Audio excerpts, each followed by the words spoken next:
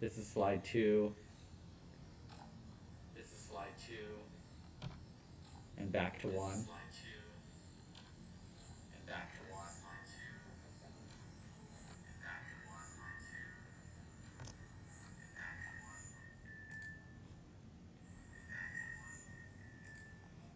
Okay, so Steve Mendoza is muted. I will unmute him.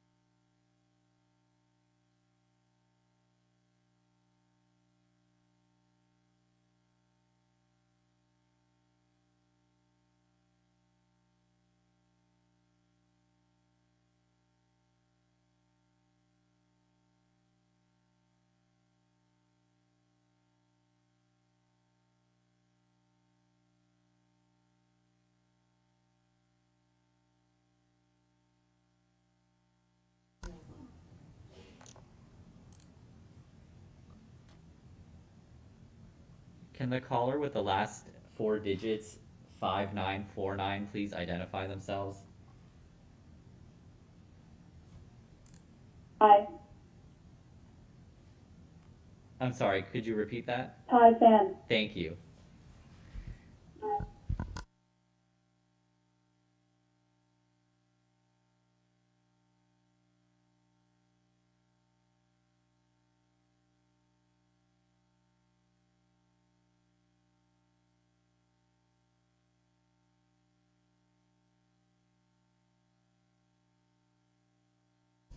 Thank you, we can hear you. We can hear you. Okay. Thank you.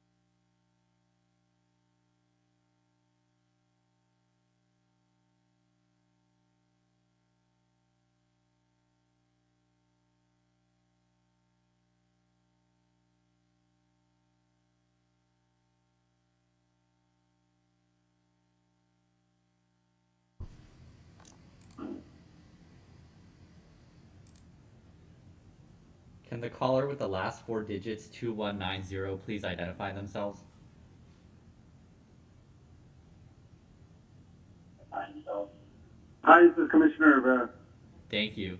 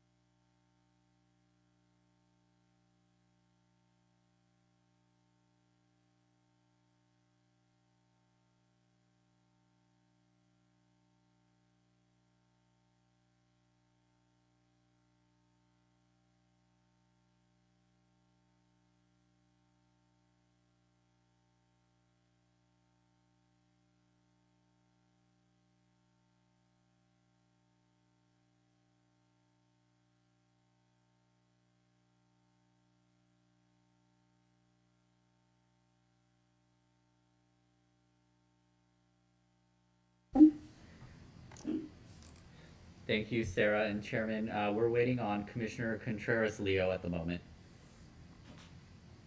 That's it? That's correct. Okay, Contreras Leo, I just got off the phone with her. She is in her car. So she said she was going to be calling in shortly. Do we have everybody else in the meeting? We do, Chairman. So we have a full commission at this point in time, less Cynthia Contreras Leo. That's correct. Okay. So, Chair, we can begin if you'd like. You just let us know. If Ali, if you are ready on your end, please let us know. Yes, everything's set up in the room. Okay, great. Okay. Well, if that's said, then let's. Madam Secretary, will you please start recording the meeting? Yes, meeting will now begin to be recorded. Okay. I would like to call this special Planning Commission meeting of August 3rd, 2020 to order. Ali, would you lead us in the Pledge of Allegiance? All right, ready? Place your right hand over your heart and begin. I pledge allegiance to the flag Pledge allegiance to the flag of the United States of the United States of America. and to the republic for which it stands, Republic for which it stands, one nation, under God, Under God. indivisible, indivisible, with liberty and justice with for all. liberty and justice for all.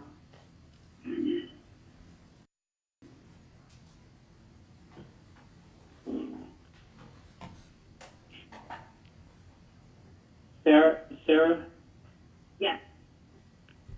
one thing, I just got a message from Cynthia Contreras Leo. Would you be able to can you send her right now the call-in for the Zoom? Yes, She doesn't have that information. I can go ahead and resend that out. I will do that now. Just send it to her. She's just on it. She's on her cell phone, so just send it to her cell phone.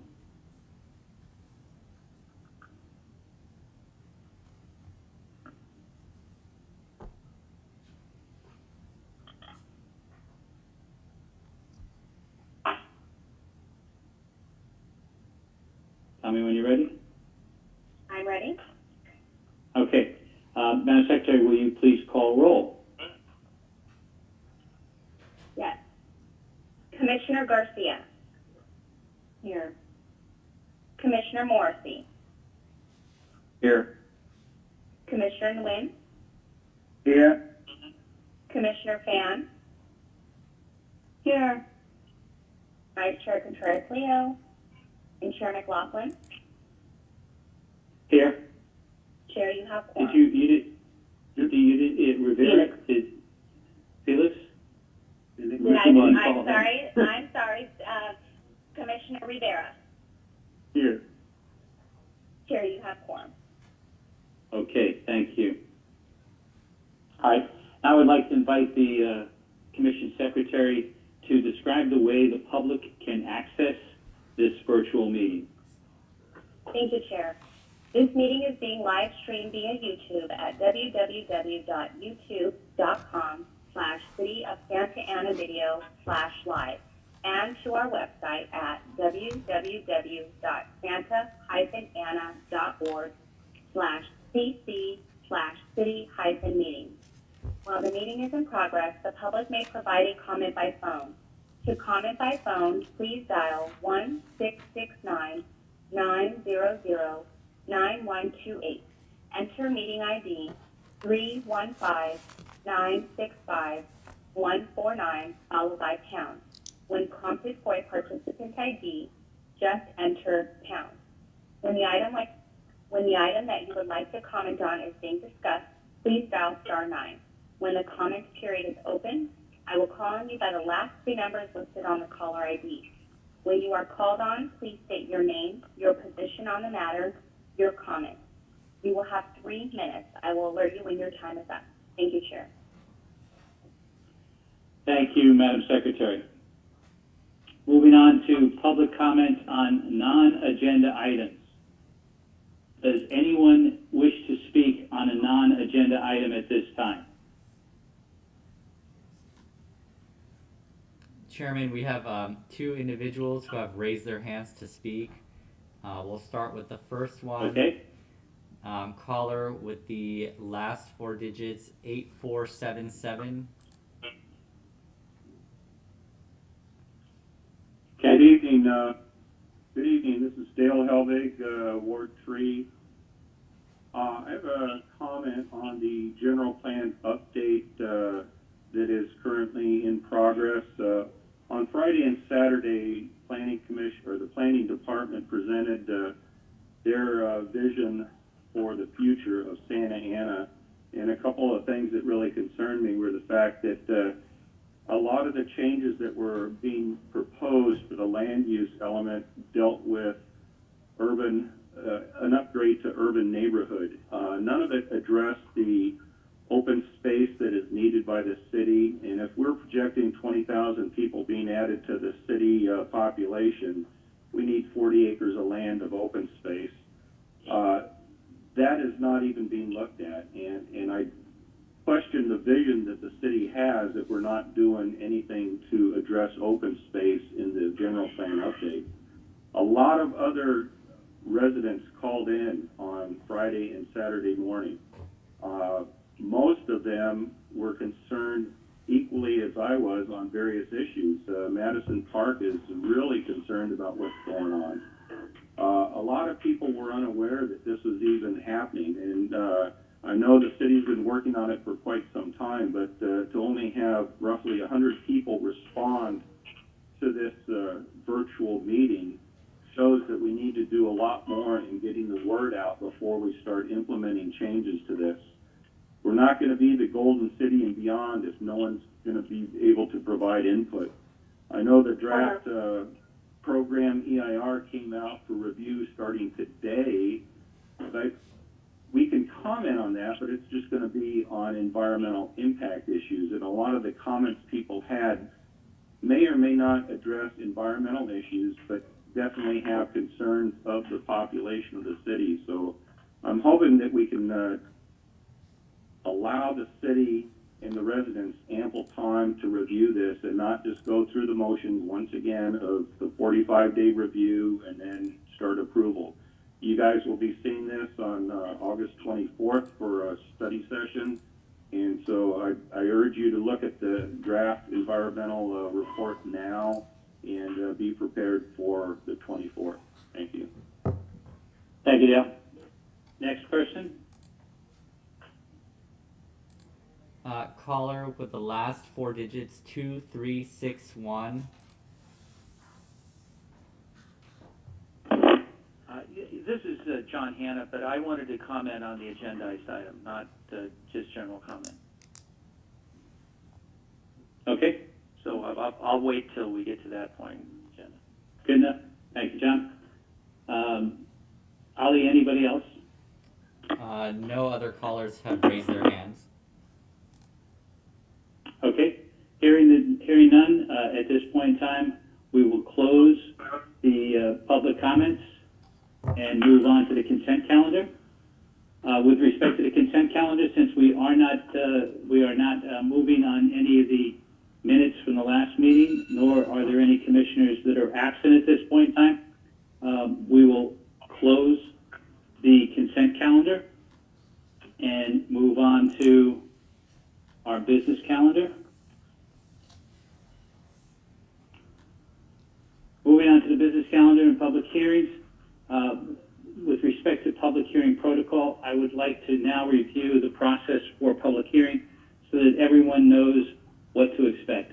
Staff will provide a presentation and answer the questions from the commission. Public hearing will then be open. The applicant will be given opportunity to speak, limited to 15 minutes. Members of the public will have the opportunity to comment, limited to 3 minutes. The applicant will have the ability to respond to the comments made by the public with a limit to 5 minutes. Public hearing will be closed. The discussion will return to the commission for formal action taken to approve, conditionally approve, deny, or continue review of the application. Just for the sake of everybody that's coming up to speak tonight, please consider the following suggestions when organizing your comments. Please state your name and address. State whether or not you support or oppose or are neutral to the proposal. Your statement should include all pertinent facts within your knowledge. Avoid gossip, emotion, or repetition. A clear, concise, non-repetitive argument is most effective. This is the time and place to consider item number 1, zoning ordinance amendment number 2020-03. Recommendation on this matter will be forwarded to the City Council at a later date for final determination. Before we begin, do any of our commissioners have anything they wish to disclose with regards to this item? I'll go down the list and just ask each one individually. First, we'll say Commissioner Garcia. Yes, I do. I was contacted by Steve of the BIA, Pamela and Tim of Legacy Partners, and Cesar Covarrubias of the Kennedy Commission to discuss today's item, and I did speak to them. Okay. Commissioner Morrissey. Yeah, no disclosures for me. Commissioner Nguyen. I received a letter from Mr. Jack Earn for the opposition of the item. Okay. That's Commissioner the Fan. Okay. Thank you. Commissioner Fan. Hi, yes, I received comments and received phone calls from a number of individuals and organizations regarding amending this ordinance. Okay. Commissioner Rivera. Yes, I was contacted by John Hanna and also Pam Cepetto and Tim O'Brien, Legacy Partners. Okay. Vice Chair Cynthia Contreras-Leo, are you with us? I am. Okay. I was contacted Have you got by anything Pam. to disclose? I do. I was contacted by Pam Cepeda, Cesar Covarrubias, John Hanna, and Ernesto Medrano. Okay, thank you. With regards to myself, I was contacted by a number of different individuals and organizations with respect to this particular ordinance. So, as we move forward at this point in time,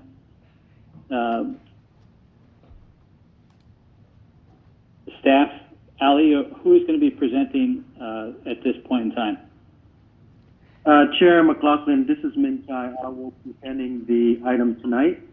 If Okay, the thank you, commission and the audience prepare, we can move forward with the review of the project.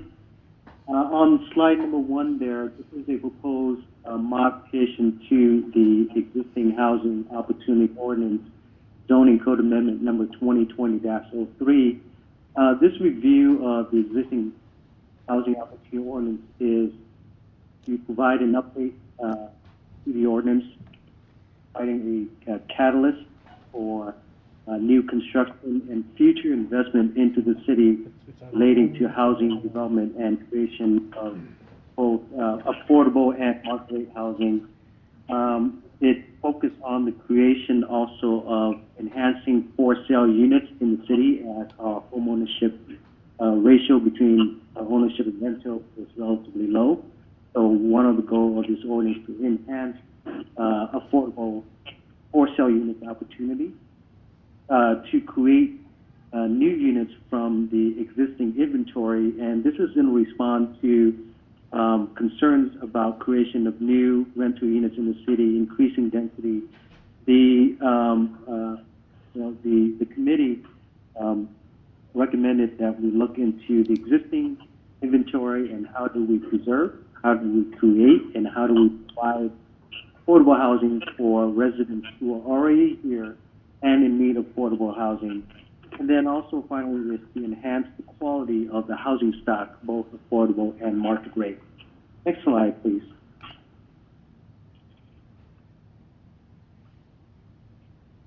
The existing ordinance required review at the end of 2018. This requirement was put in place by the City Council in 2015 when it amended the housing opportunity ordinance. One of the goals was to evaluate if the changes in 2015 made any impact to the development of affordable housing. The staff provided the City Council with an update at the end of 2018 and initiated a comprehensive review of the ordinance.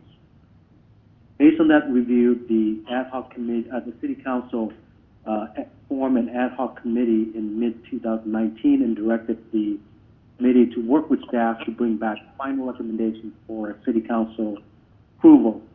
The makeup of the committee changed in recent months, and the new committee that was formed with the departure of a council member was able to finish the formal recommendation, has provided the form of the ordinance to staff and presenting to the commission for your consideration tonight. Next slide, please. The major changes, I'll go over the summary of the major changes, as I'm sure you have quite a few questions tonight. So I will go over the major changes and then provide more time for the commission to be able to ask questions of staff as well as hear the audience. Update to the definition sections so that it update definition for affordable income levels as well as elements that are being addressed in the ordinance, entitled projects, and the general plan. The ordinance also changed the applicability of projects going from now where it is currently applicable to projects of 5 or more units to projects of only 20 units or more and requesting an increase in general plan density. So that application of the HOOD is only applied to projects that is requesting an increase in general plan density, where as of now, it is both general plan density as well as zoning or ordinance density increase. It's addressing adaptive reuse projects as an applicability. In 2015, the City Council updated the adaptive reuse ordinance to exclude any adaptive reuse project from the WHO. However, that change only took place in the adaptive ordinance and did not make its way into the WHO. So for clarity, really purpose, we added this adaptive reuse so that it provides implementation clarity for staff. The ordinance, most significant change is the modification of the options for providing affordable units based on the WHO. Currently, the options include building the units on-site, building the units off-site, rehabilitate existing units in other areas of the city, and finally, in lieu fee. So on the first three options, those options remain the same. They're not being modified by this ordinance. This ordinance is aimed to modify the in lieu fee option. It's looking to reduce the in lieu fee for projects to $5 per square foot moving forward. This application of the fee will be, as proposed, would be for projects that have yet to submit an application to the city. And again, this proposed change is reaffirming the ad hoc committee's goal of stimulating private investment, new investment into the city for future projects. And therefore, the changes has been made to recommend to the City Council that the fee be reduced to $5 per habitable square foot for projects of 20 and 4 units. In addition to that, there's another category of projects that have already been entitled. These are projects that have been approved by the City Council, have been considered by the Planning Commission, and are now ready for submission of plans for development and obtaining building permits. These projects have already committed or were approved when the ordinance required $15 a square foot. So for this category of uses, as we call in the ordinance prior uses, the ad hoc committee understand that while these projects have already committed to a certain fee structure, there's an opportunity here to advance construction interests for those projects that are, because of the current economic environment, unable to move forward or is on the fence about moving forward, is to give an incentive to be a catalyst for getting shovel in the ground and moving dirt so that we can have construction activity. So for this project, the ad hoc committee recommended that the fee be reduced from $15 to $10, and that $10 would be valid from the effective date of the ordinance to a period of 6 months, which in my estimate would be about April 1st, based on the current draft of the ordinance. The thinking is that by allowing that time period, projects that are on the fence can get going with plan reviews, plan check process, and then obtain permit to secure the $10 per square foot. After the date of April 1st, the ordinance would revert those projects back to a fee of $15. So that is the incentive provision that the ad hoc committee felt was necessary to help stimulate a project that has already been approved to get going with construction. Next slide, please.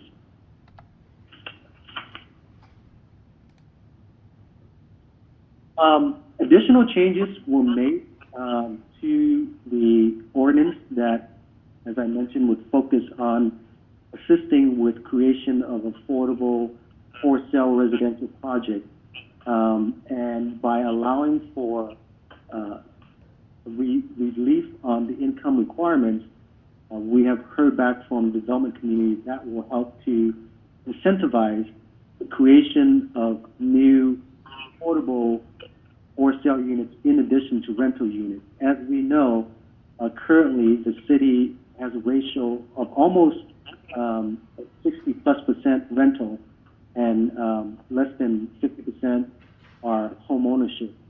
In order to reverse this trend, we have to help create new affordable for sale opportunities so that our residents has the ability to get into a starter home, to be able to move up into a better house, building their foundation for wealth and mobility. So therefore, this provision, these provisions will help to create proposed spotted on-site income units. We also are requiring community benefits from projects when they receive density bonuses. Historically, projects have received density bonus, even a double density bonus, from the city without really having to give back anything. And some of the give back could include public improvements, open space, other aspects that will merit the city's award of a density bonus. And therefore, the ordinance has been changed to require merit-based award of density bonus and not just providing density bonus without requiring these elements. So one thing I did want to mention as part of this public hearing process, we did provide notice to all interested parties, also work with the community, both development community, housing interested stakeholders, as well as residents and all interested parties that want to discuss the WHO with us. And that feedback was provided to the ad hoc committee as well. As part of this hearing process, we received about 40 comments as of 5 p.m. today. And out of those 40 comments that we received, 37 were in opposition and 3 were for the approval of advancing the WHO to as recommended to the City Council. I just want to take a quick moment to address one of the repeating discussion in the comments that I want to make sure that we address immediately is that there were concern of the ordinance in its recognition of code enforcement, health and safety issues, and looking at a better housing stock, is that language, or there was a concern that safety may be looking at diverting funding from the housing ordinance to public safety, meaning police. And I want to make sure that that is not a function of the police department. This ordinance is implemented and administered by the planning and building agency, as well as the community development agencies. Funding for the project has been, are currently being used, and will always be under this ordinance for creation, maintenance, and enhancement of housing and affordable housing, enhancing the health and safety of our residents by removing blight, by ensuring that we have a quality housing stock that is free of maintenance issues, that have heating, so that there is a healthy housing environment, a decent housing environment for our residents. So with that, that concludes my presentation of the staff report, and the recommendation is that the City Planning Commission forward the ad hoc committee's drafted ordinance to City Council for their consideration and approval. Okay, thank you, Min. At this point in time, do any of the commissioners have any questions of staff? We will start with Commissioner Garcia. Yes, I have one question.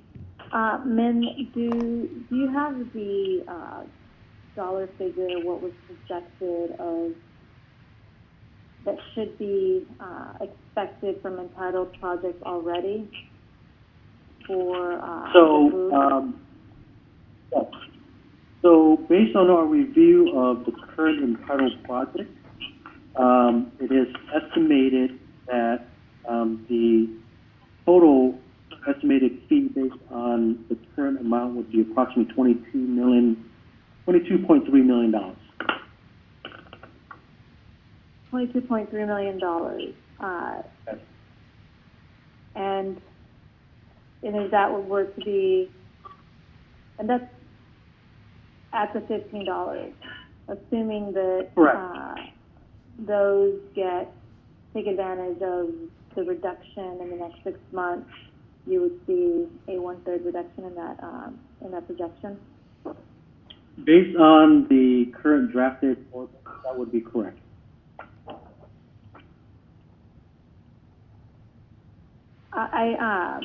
That is all for me right now. Mark, I will definitely have more questions in a bit. That's fine, Commissioner Garcia. Commissioner Morrissey. Yes, thank you. I have a couple questions.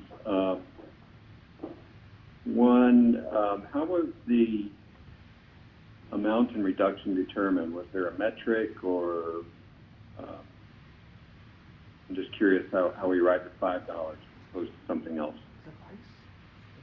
In terms of the $5 amount, sorry, we're getting a lot of feedback here. Can someone with the background noise please help me? Right? During the process where we met with the ad hoc committee, there were quite a few figures and numbers that came up and were discussed. Based on the historic application of the fee and the various iterations of the FOO ordinance, the fee ranged anywhere between from $5 to $9.35 to $15 where it is now. So in the discussion, based on the goal of looking at promoting new investment, looking at helping the current existing development community, the ad hoc committee directed staff to look at a fee of $5 for projects moving forward to hopefully create new interest in development for development entities that have not yet come to the city. And that would help to create a better level playing field in the development community for Santa Ana. That was the intent of the ad hoc committee.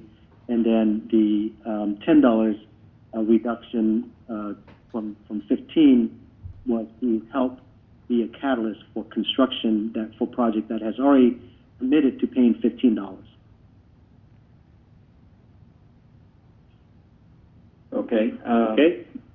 So I have another question, if I may. Continue. Okay. I noticed under the Inclusionary Housing Fund statement that there's a revision in the code that requires money, that says money may also be used to pay one-time programs, code enforcement, quality life, and general health and safety activities. What kind of programs are these? It seems if we're trying to put aside money for affordable housing, that these money should be spent directly towards affordable housing. So I'm not sure what these other programs involve. Are they for affordable housing or something else? The answer is yes. They are all for affordable housing purposes.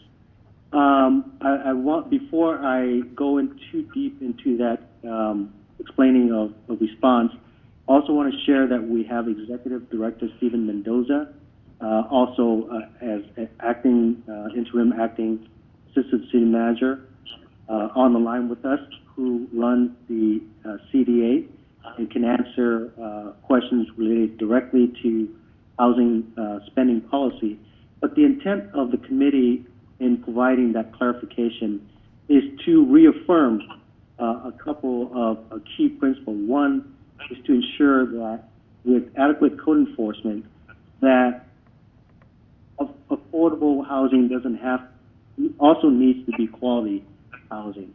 As we can see in many instances, there are times when we have housing and through code enforcement, we're able to make improvements to the living conditions, meeting the minimum housing standards for heating, for ventilation, for just maintenance issues. So that aspect is an aspect that helps to maintain quality housing stock or for a safe living housing stock and helping to promote affordable housing.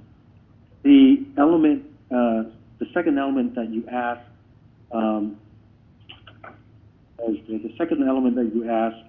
was related to how the spending will be determined.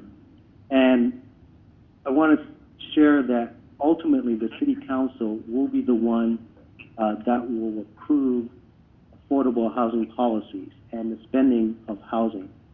But one-time programs provide the flexibility for the city to use funding that are derived from this housing opportunity ordinance to be spent in the way that the city sees the benefit furthering of affordable housing. But one example I can give is that if we were to look at a first-time home buyer program, now this is not new, this is something we have currently, but our current restrictions, because we use federal, because we use state funds, have a layer and multitude of requirements that some of our residents may not qualify. And the goal of this inclusion of such language is that it allows the city the flexibility to have a program that may address the current issues the community faces using funding that is the most flexible, and it doesn't create a commitment to have an ongoing program. Whereas many of these affordable housing programs, once you start, it's an ongoing program and you have to maintain an ongoing. And that's not necessarily creating the most flexibility for staff and for the city to adjust changes in the marketplace. So those are the two things. I hope that answers your questions. Yeah, well, yes, it makes sense. I have one other question. Go ahead, Tom. Yeah, Article 5 of that same section references skilled workforce, and it isn't clear to me on that article. It says the developer is encouraged to provide an enforceable commitment for a skilled and trained workforce. So I'm not sure what we're asking them to do there. Is there are they required to, or I'm really unclear with that language.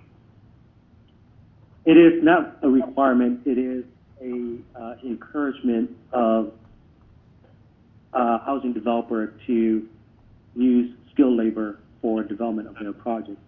The city ad hoc committee felt that labor issues and the creation of jobs, especially jobs for residents in the city, is a goal that the council ad hoc committee wants to recommend to the council. However, it stopped shy of making it a requirement simply to recognize that labor is an important issue, just as development and having the ability to promote housing and new development in the city is also a goal as well. But this is really a recognition of the advances and what is needed in the labor and the workforce environment to promote quality jobs, quality paying, high-paying jobs, and then also the recognition that we want to employ residents of Santa Ana. Okay, thank you. I don't have any other questions at this time. Thank you, Tom. Ken Nguyen, Commissioner Nguyen, do you have any questions of staff? Yes, I have several questions. My first question is, in 2011, the city adopted the Housing Opportunity Ordinance that require any development project have 5 or more housing units that require to pay 15%, that we provide at least 50% of the total number of units for affordable housing, or pay the new fee. The new proposed amendment indicate that the affordable housing requirement apply for a project with 20 or more units inside. So what happened between 5 and 20 units? Is that affected, or I'm a little confused. So could you explain, Min, could you explain that differences? Yes, Commissioner Nguyen. So you are correct. The former or the current ordinance applies to residential development projects of 5 units or more. And the application of that, sorry, I'm getting a lot of feedback and sounds like paper rustling noise. Okay, so in the application of that, the ordinance states that any projects that is applicable between 5 and 19 units, between 5 and 20 units, it's $5 per square foot. And for projects of over 20 units, it's $15 per square foot. The revision as proposed will only applies to projects of 20 units or more. I see. All projects that are less than 20 units will not have this requirement. Okay, great. Now, my next question is, so instead of provide 50% of total number of units as for affordable housing, the developer could pay in lieu fee. I want to know where the in lieu fee went, where the fund would go to general fund, general budget, or only dedicated only for the affordable housing opportunity. The city has a housing opportunity fund created specifically to track and manage housing impact fees that are created through this program. It is not a part of the general fund. It's not. So when you say 100% of this in what they call housing opportunity ordinance or in lieu fee will go dedicate only for affordable housing for our benefit of our residents only, right? Correct. Yeah, because the thing is, in my opinion, the affordable housing fund should go dedicate only for the affordable housing, should not be used for anything else. For example, recently in City Garden Grove, they created a new program called Cal Home and Wish program to help the first-time home buyer and give the loan up to $6,000 with very low interest for the resident of the Garden Grove who wish to buy, the houses in City Garden Grove, but they can't afford it with lack of down payment, or they use their own affordable housing fund to help the low-income resident can able to meet with the rising cost of the rental in the city. I hope our city would use our affordable fund for those that dedicate for solely benefit of residents for the affordable housing need. That's the Absolutely. Thank you, Okay. Chairman. That's the offer me. All right. Commissioner Rivera.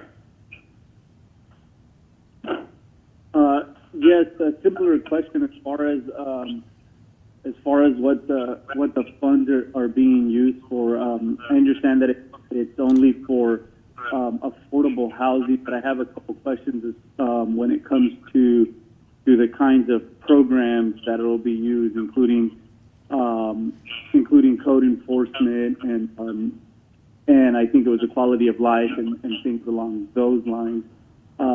So I'll have questions regarding that.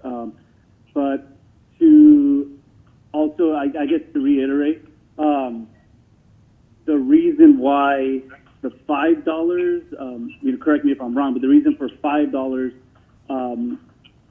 is to create new interest, while the $10 is for those that are already entitled who committed to 15. Is that correct? Correct. You are correct. That is okay. So that was the decision as far as the ad hoc committee getting to those numbers was that we're trying to create new interest rather than getting the other ones completed. Correct. It's both. I think the ad hoc committee recognized that the dollar that has been committed has a certain level of expectation by the committee and by the community that, that commitment is upheld. So therefore, the committee felt that while that commitment has been made, it's certainly beneficial to help kickstart, especially with this current war event going on with the pandemic, that using that $5 reduction would provide an incentive to initiate and be a catalyst for construction without reducing too much the commitment that has already been made during the entitlement process. Okay. And about how many do we currently have that are already entitled? In terms of dollar amount, it's about $22 million. In terms of the total number of units, I don't have an exact count, but I believe it's about 6,500 units that's been entitled. Okay, 6,500 units, and that it's split up between how many projects? I'm sorry, let me revise that. It's about 4,400 units, and it's 1, 2, 3, 4, 5, 6, 7, 8 projects that has been entitled that hasn't paid. Okay, 8 projects, and how long? Oh, I guess these are entitled as far back as. Do we have a date as far as like the? They are definitely entitled after 2015. Since 2015. Oh, okay, well, all right. Yeah, those are my only questions for right now. All right, thank you, Commissioner Rivera. Commissioner Fan. Thank you, Chair. Lots of questions on my end. The first one is just for clarification. Throughout the draft I see that we changed the language from mentioning applicable zoning to the general plan. Is that just for clarity and consistency, or is there actually a change there? It's actually a change. As I explained earlier, the current ordinance applies to projects that ask for a general plan enhancement density, but it also requires that project that asks for zone changes to be applicable under the rule. The current ordinance only applies to projects that request changes in the general plan.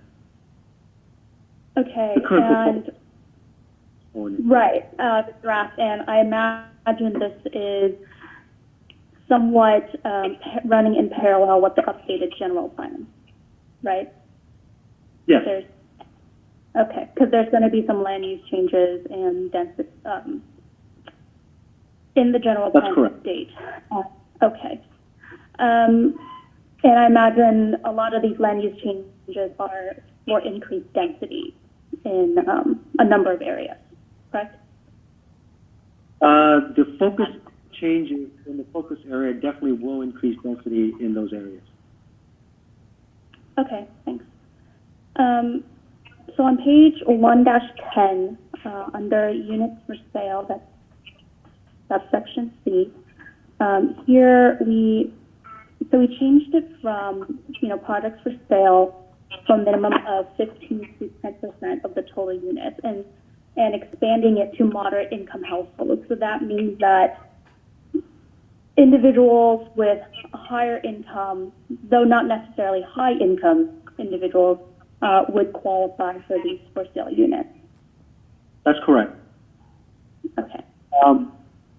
The idea and concept behind that is that affordable housing at certain level can be rental, but in order to ensure that we also enhance housing ownership, we have to consider looking at changing our regulations so that there are families that can afford a house are able to get into an opportunity for a house.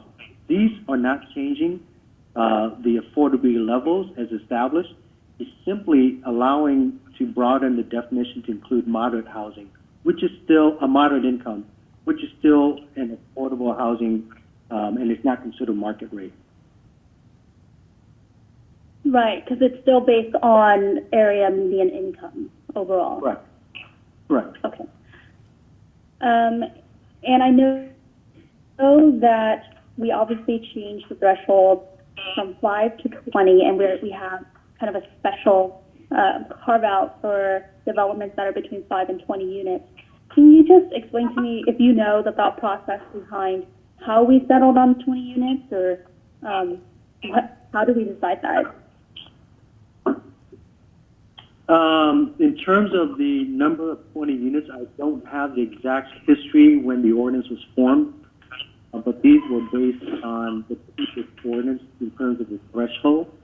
But the idea is that if you have a certain number of units, you're able to afford to do certain things. But with the allowance of the affordable in lieu fee, that, you know, the payment of in lieu fee would then help to create new affordable housing on proposed development of market rate. So, you know, for 19 unit or less, there is definitely a smaller fee because those projects, they can only spread the unit cost or the cost of developing affordable housing or the in lieu fee over so many units. And the fee then change after the threshold of 20 or more than 20 units to $15 for other projects. Okay, and that's helpful to know. I just kind of wanted to get an idea of, you know, where these numbers are coming from. So now I'm going to ask you some questions about, throughout the draft ordinance as well as the staff report, we talked a lot about, it seems, an emphasis on protecting or converting market rate housing, existing housing to affordable rather than building new affordable. I have that straight, right? Yes. Okay, so I guess my question then is, obviously I know that there will be restricted low-income units that will be eligible for conversion back to market rate. Can you let me know, currently, what are we expecting, how many units do we have that will be eligible for conversion back to market rate? So are you saying that the at-risk units currently, how many units could be at risk of coming back as market rate units? Yes. The staff did some review earlier today. Let me find the numbers. We currently have 170 income restricted units, which is eligible for conversion of market rate. So today, okay, as it stands, we have 170 units. Okay, so those 170 units are basically what we would be losing. Oh, sorry, there's some feedback there. I'm sorry to interrupt, Commissioner, during the discussion. Apparently there's a glitch with Granicus, and we were advised by the city clerk's office to encourage anyone listening from home to tune in on YouTube Live and not through the city meeting webpage. So just wanted to make that announcement to rely on YouTube Live if anyone is listening and having difficulties with Granicus on the city's webpage.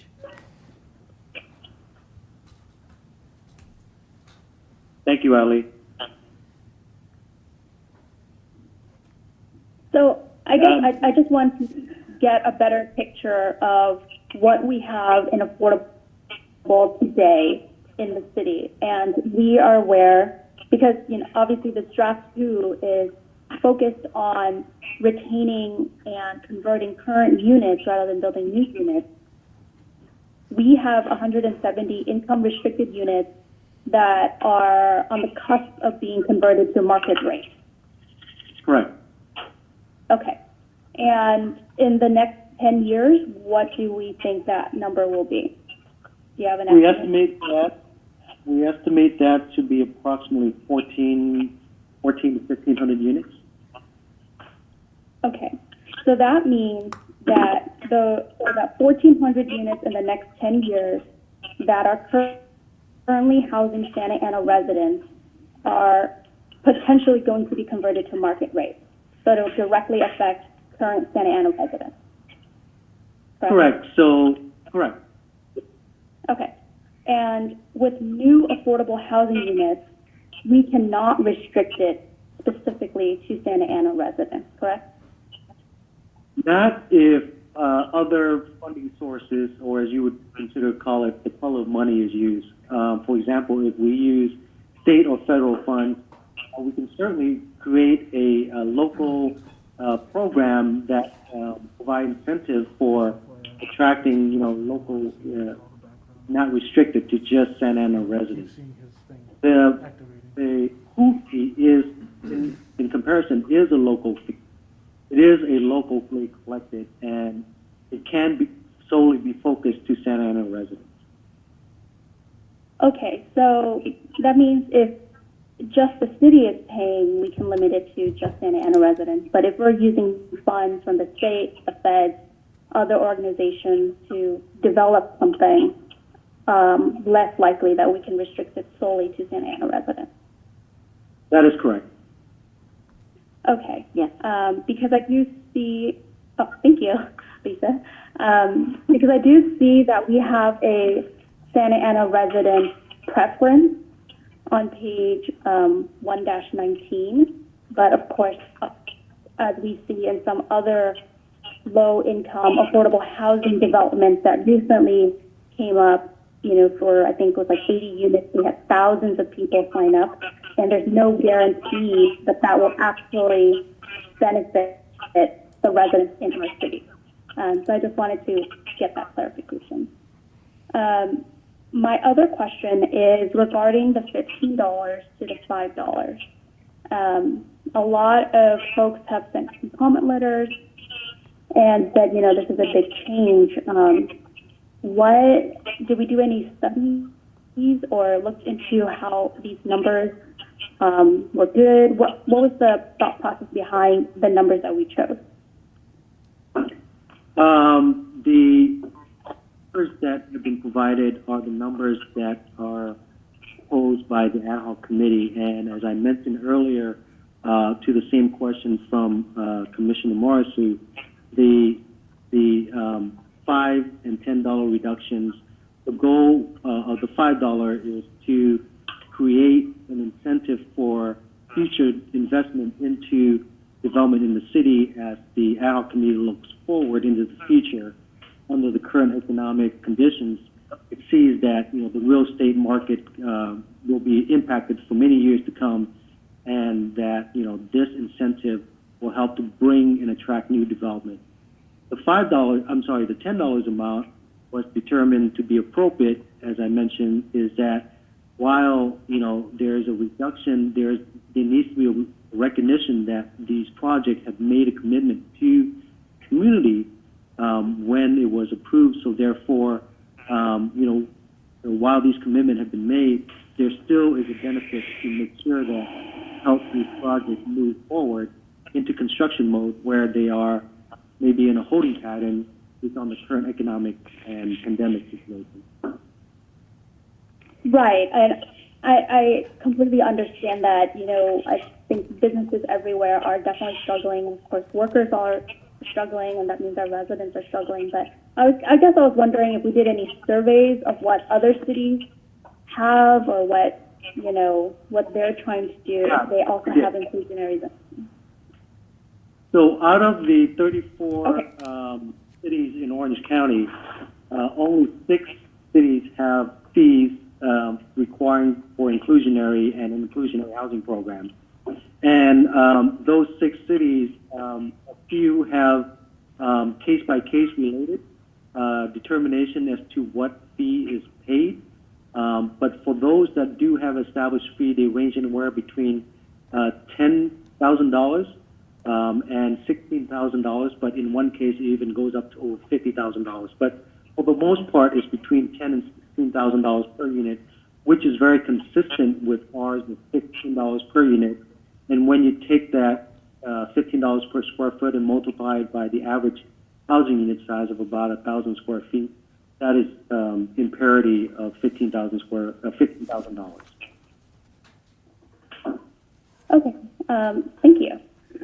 And then my other question is regarding subsection 5 on page 1-19, and it's Commissioner Morrissey brought up, the language here states, that the developer is encouraged and should provide an enforceable commitment.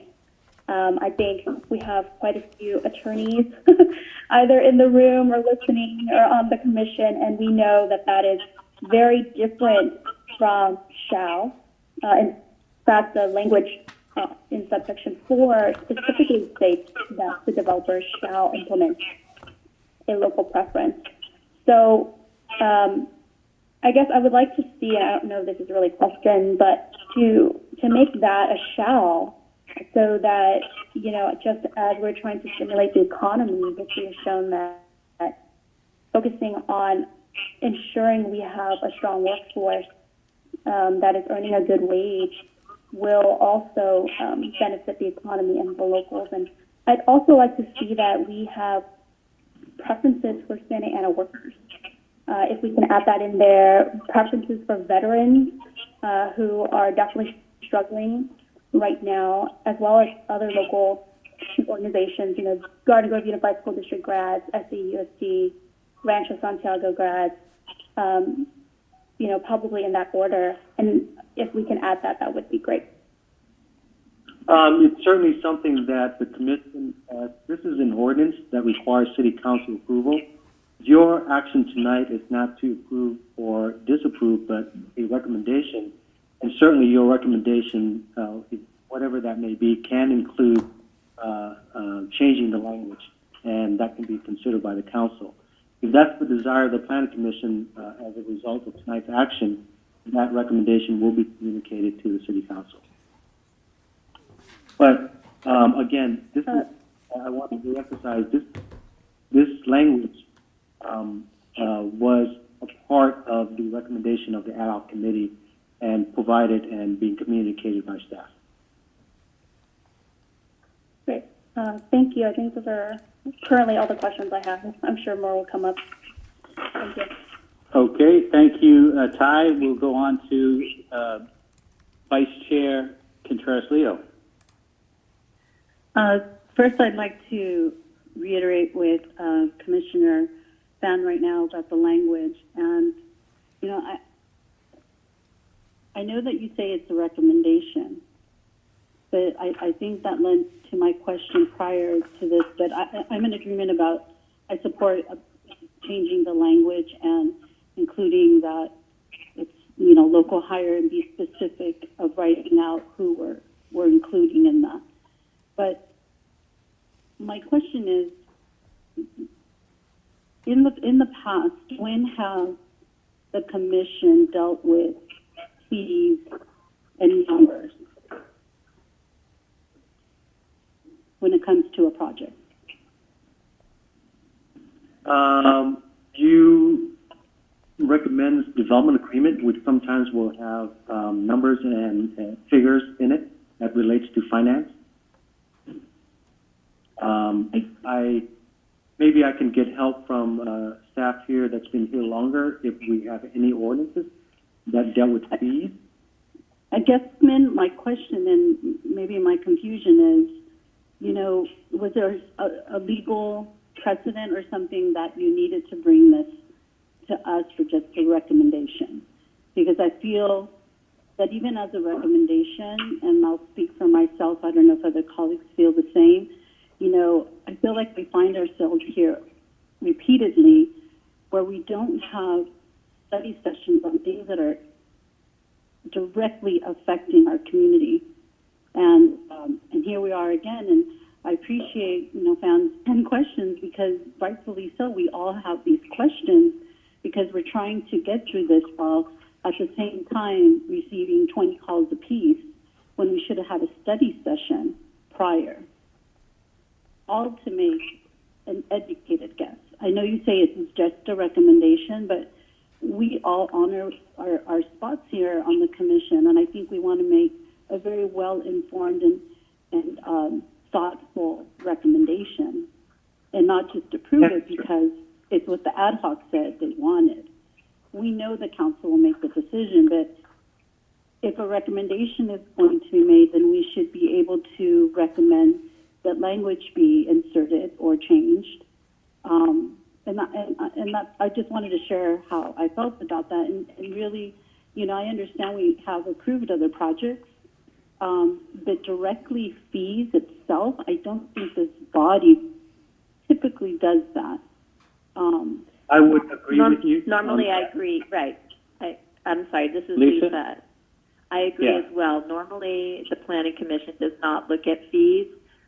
Your purview is about development projects and the process for development projects and getting things done. This came to you tonight because it's a change to the zoning code in Chapter 41. And the fee part, if you're not comfortable, you can just take that to the City Council. I understand. If you think it's too high or you think you want to recommend something different, that's certainly within your purview as well. I'm completely comfortable with it, but I was just it was different. It's not something we usually do. And no, you're correct. You're correct. My other question And I think Lisa's qualification of that for everybody is that, you know, fees are basically handled at the council level, not at the commission level. And that I think we just have to keep everybody in mind with that situation. I understand that. My other question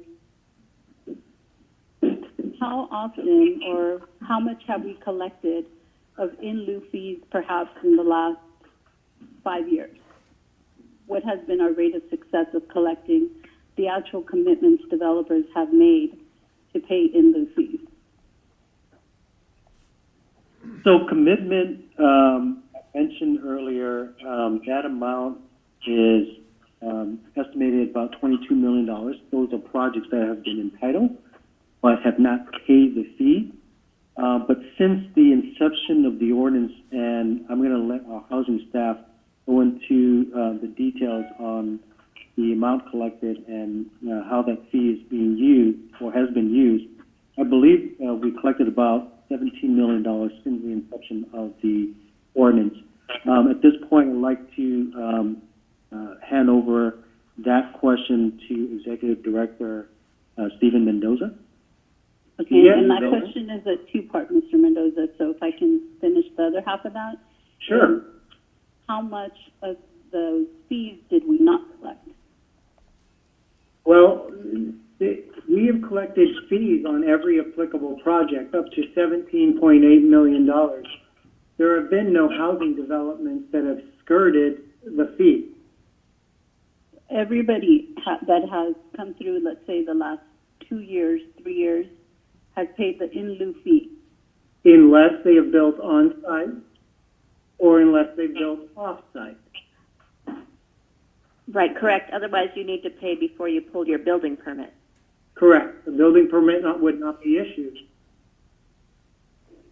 Okay. Because I was under the understanding of two things. One, that it was not easy to collect the in lieu fees, one.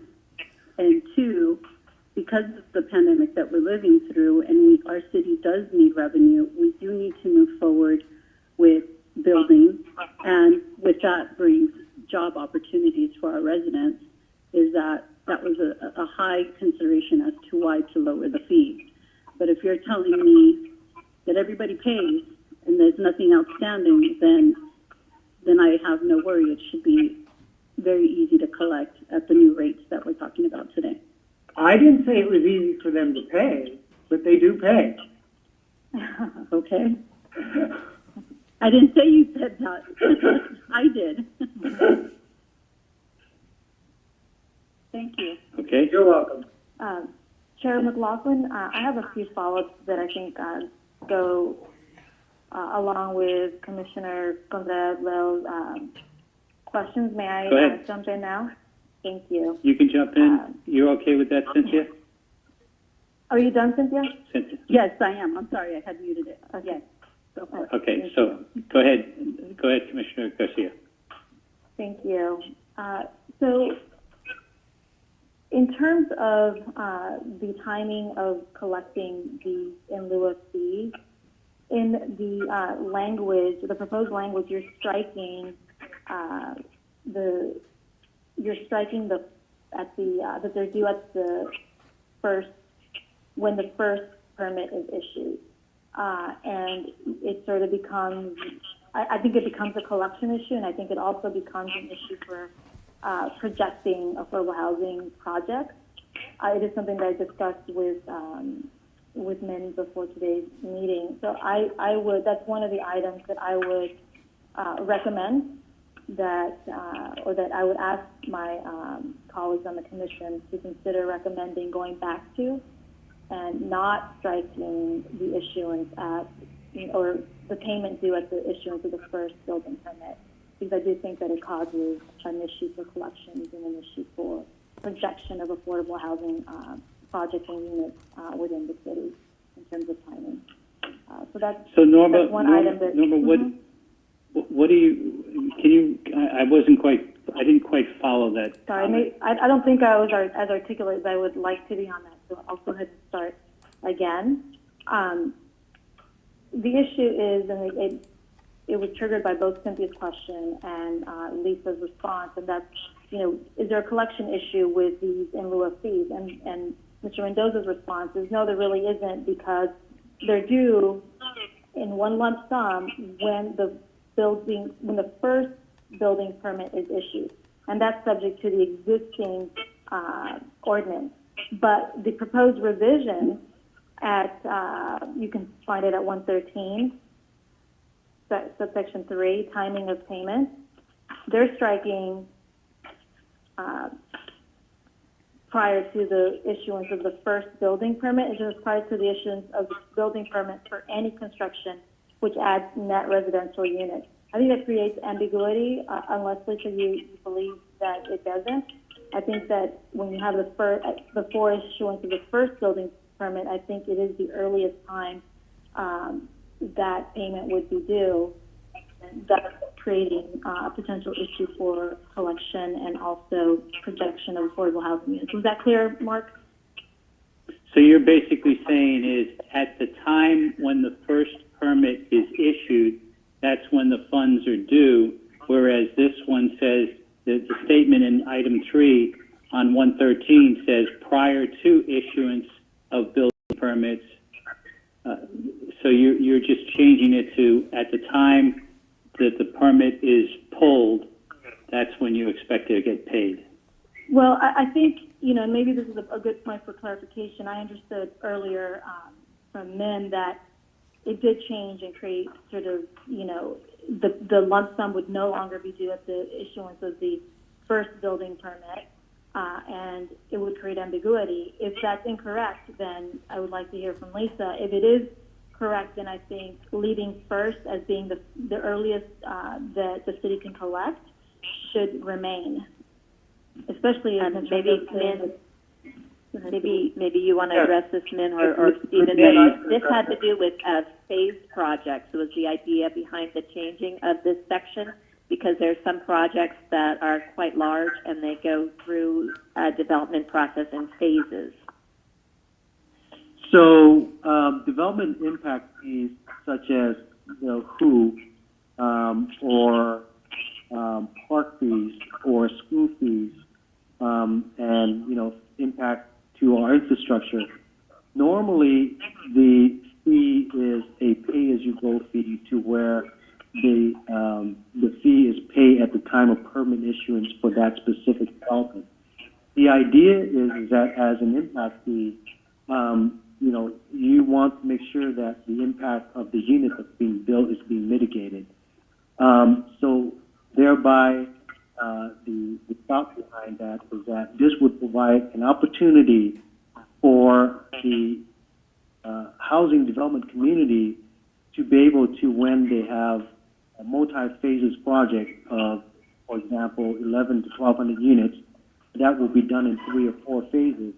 The current ordinance as it operates right now demands that even though you have these phasing, the moment you pull a building permit, no matter if it's just for 1 unit or for 1,200 units, you pay the impact fee for all 1,200 units, when in fact that you are only building one unit.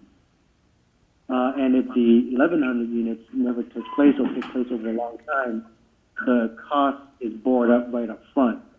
The idea is, and really going back to the principle of helping to create affordable housing, making it less difficult to create affordable housing. And as you know, any projects, funding is ultimately the linchpin to making a project either happen or it doesn't happen.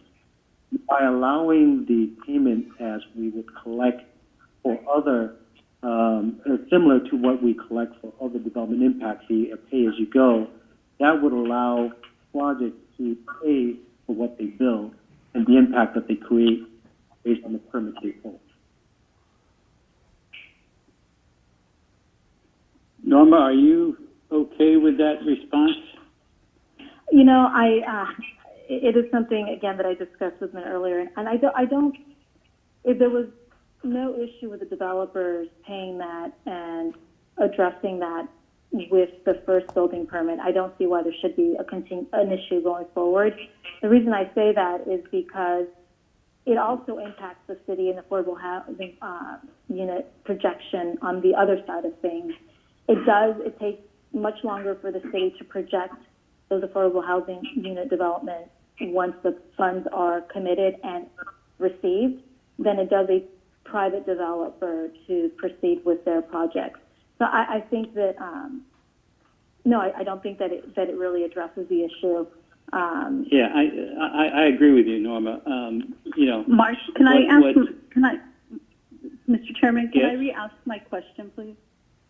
I want to ask it in a different way. Go ahead, Cynthia. Mr. Mendoza, how about tell me how many or have all projects paid the $15 fee? Yep. That's a very good question.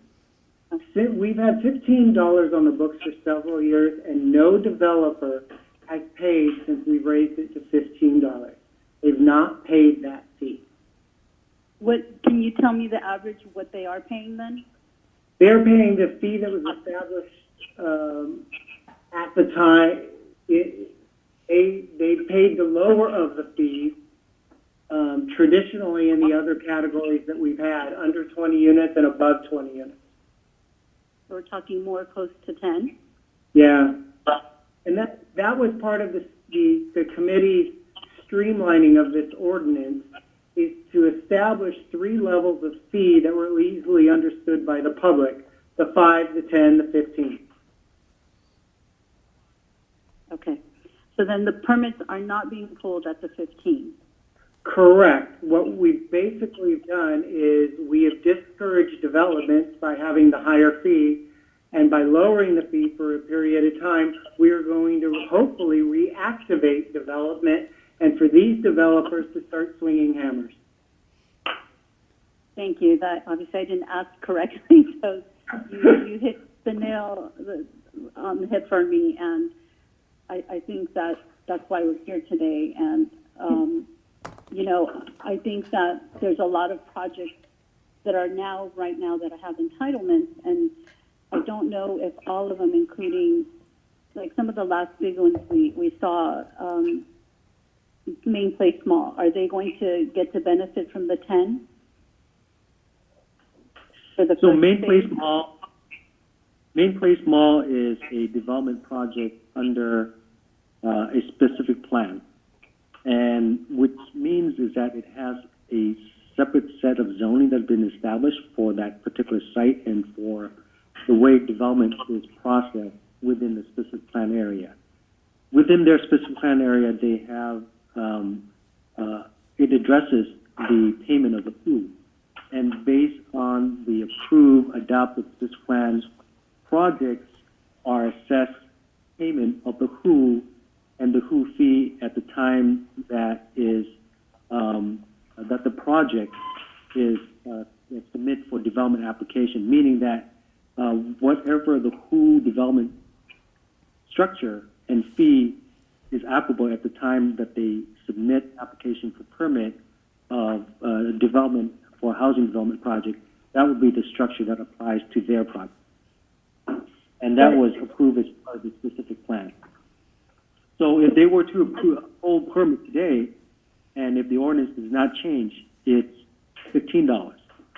If they were to pull permits, if this ordinance were to be changed at some point in the future, based on the provisions of the specific plan, it would be the $5. Well, I just think that with the times that we're in, and I don't think this was foreseen, it kind of, leaves them out. They are going to be, over time, probably you put many projects together, will surpass that and will continue to be a high revenue output for our city. And I just feel that in this moment that they should, and it's obviously a recommendation on my behalf, as my colleagues agree, but that they be extended just for this point in time, the same. And then after, of course, then it returns. But in all fairness, for people to get started and let's put people to work, it just doesn't seem right that those that are in the pipeline already can't all be afforded the same opportunity. I do have another question. In the section where it talks about local hire or skilled workers, I believe it was section code 2601. It was 2602, but 2603 was left out. Was that for a reason? I'm sorry, can you refer me to a page number, please? You go to page 119, and it's in section 5, the developer opting to in lieu payments, and at the end, basically it says public contract code at 2601 and 2602, but the previous draft had 2603 also in there. Thank you, Mark. This is the labor code that we found to be applicable to the project. Is there a recommendation that we include another provision? Yes, I think there is a recommendation that we include 2603. Right. It worked before. What's that? I said it worked before. Right. Right.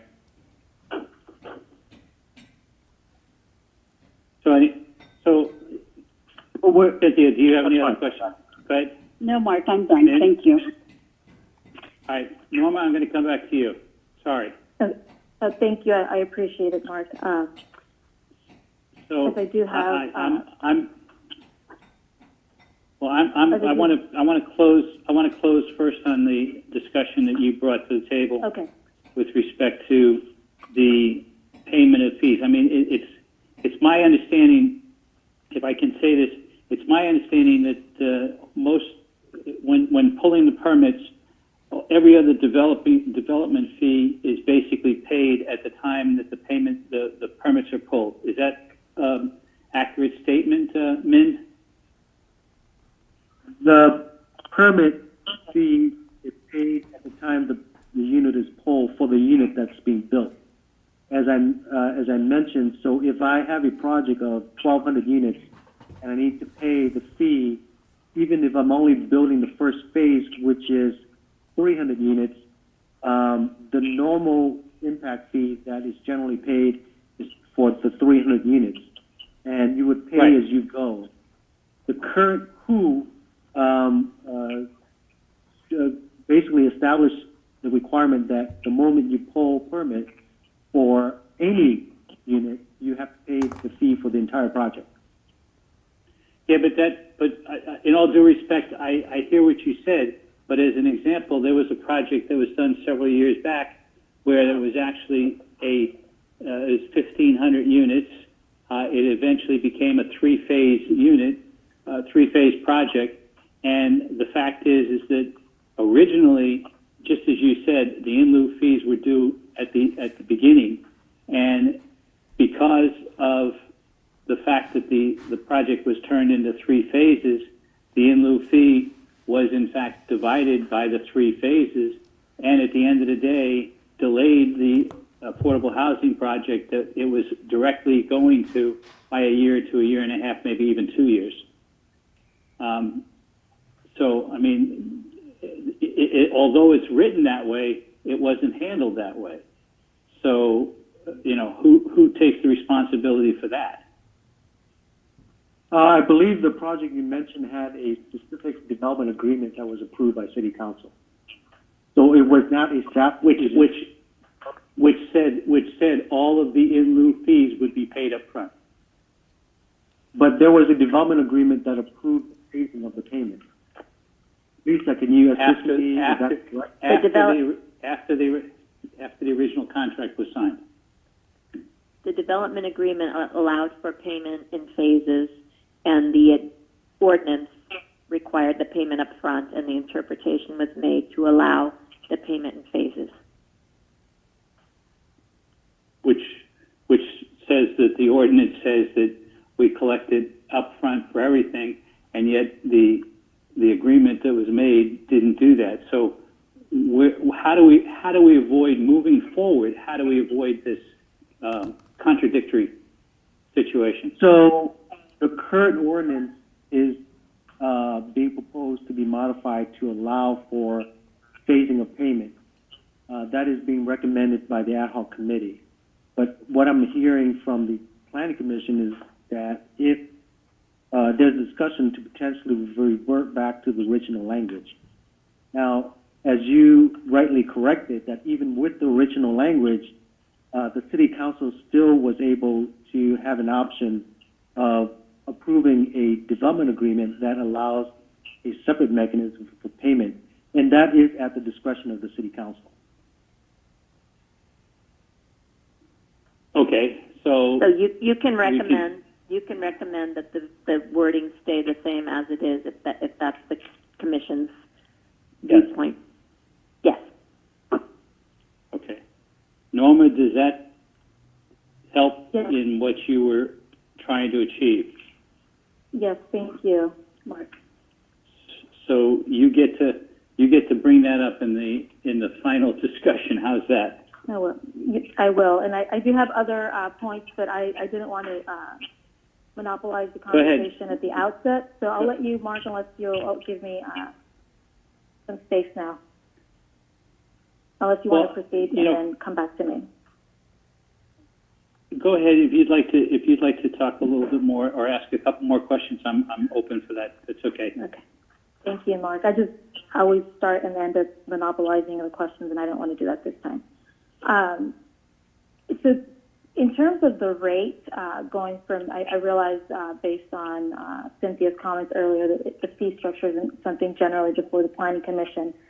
But in light of the different correspondence that we've received and the staff report and the documents that I've reviewed, it seems to me that the going down from $15 to $5 is a rather extreme move in the opposite direction of where we should be going. And in comparison to what other cities are doing, not just in Orange County, but in neighboring counties, you know, we are right at the sweet spot of $10 to $15 per square foot in the in lieu fee.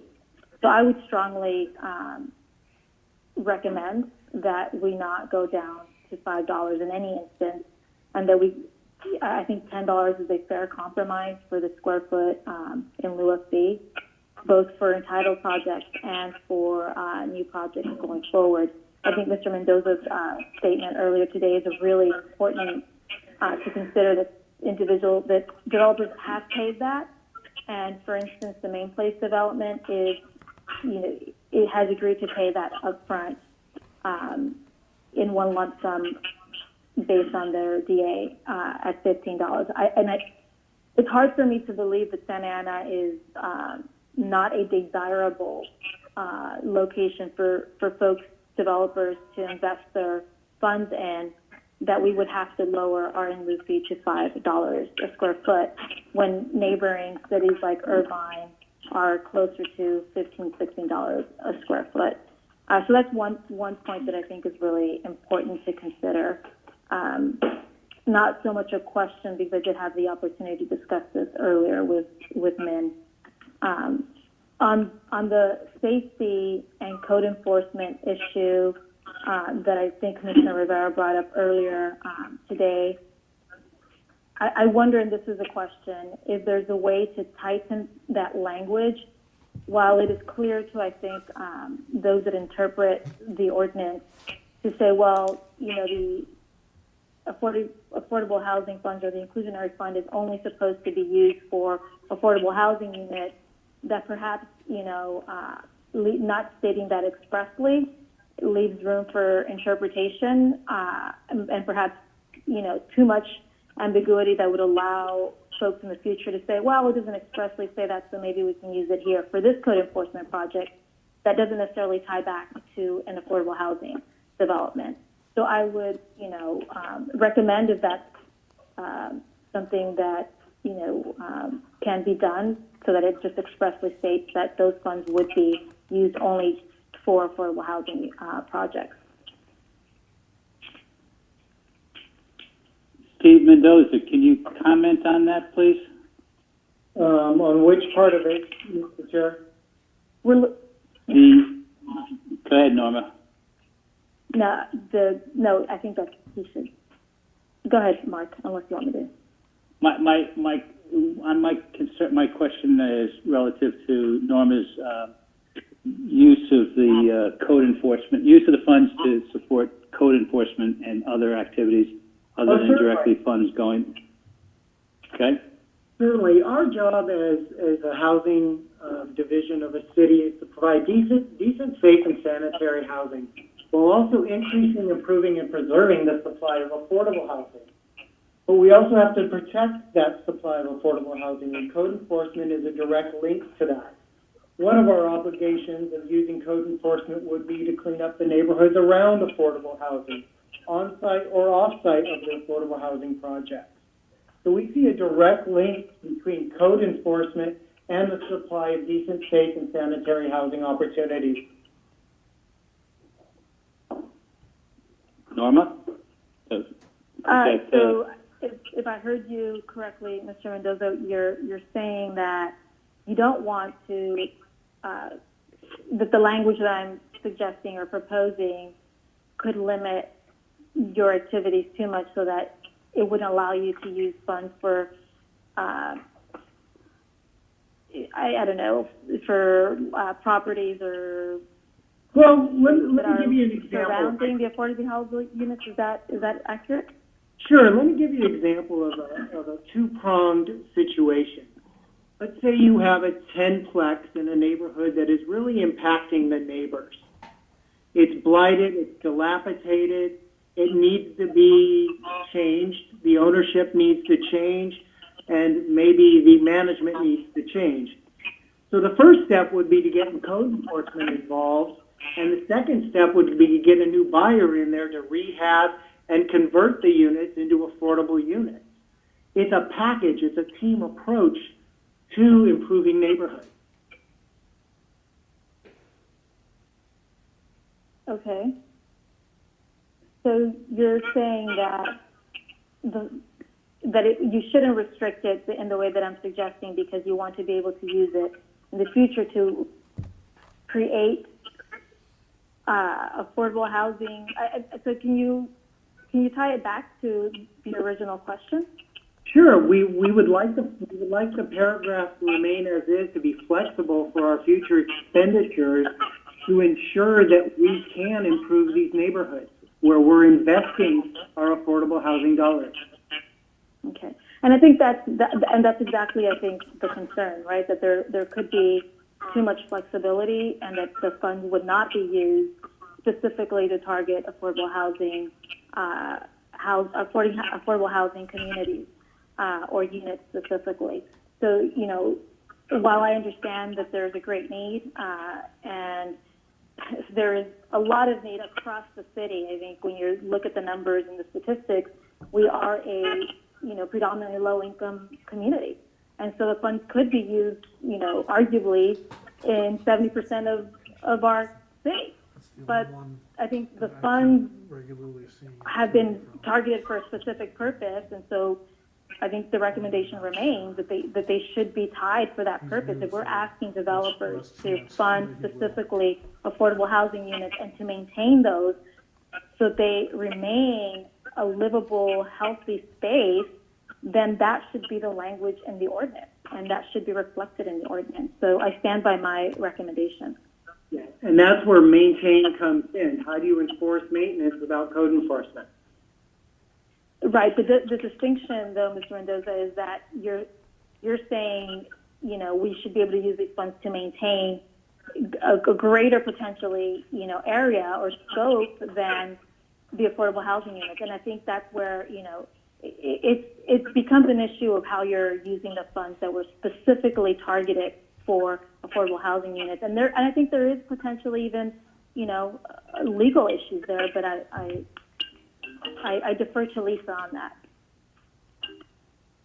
Chair, may I just ask for clarification based on Commissioner Garcia's Go ahead. comments? Go ahead. Okay, so Commissioner Garcia, I think I understand what you're saying, and so part of the concern is we're saying that we want to sorry, I'm getting a lot of feedback from somewhere.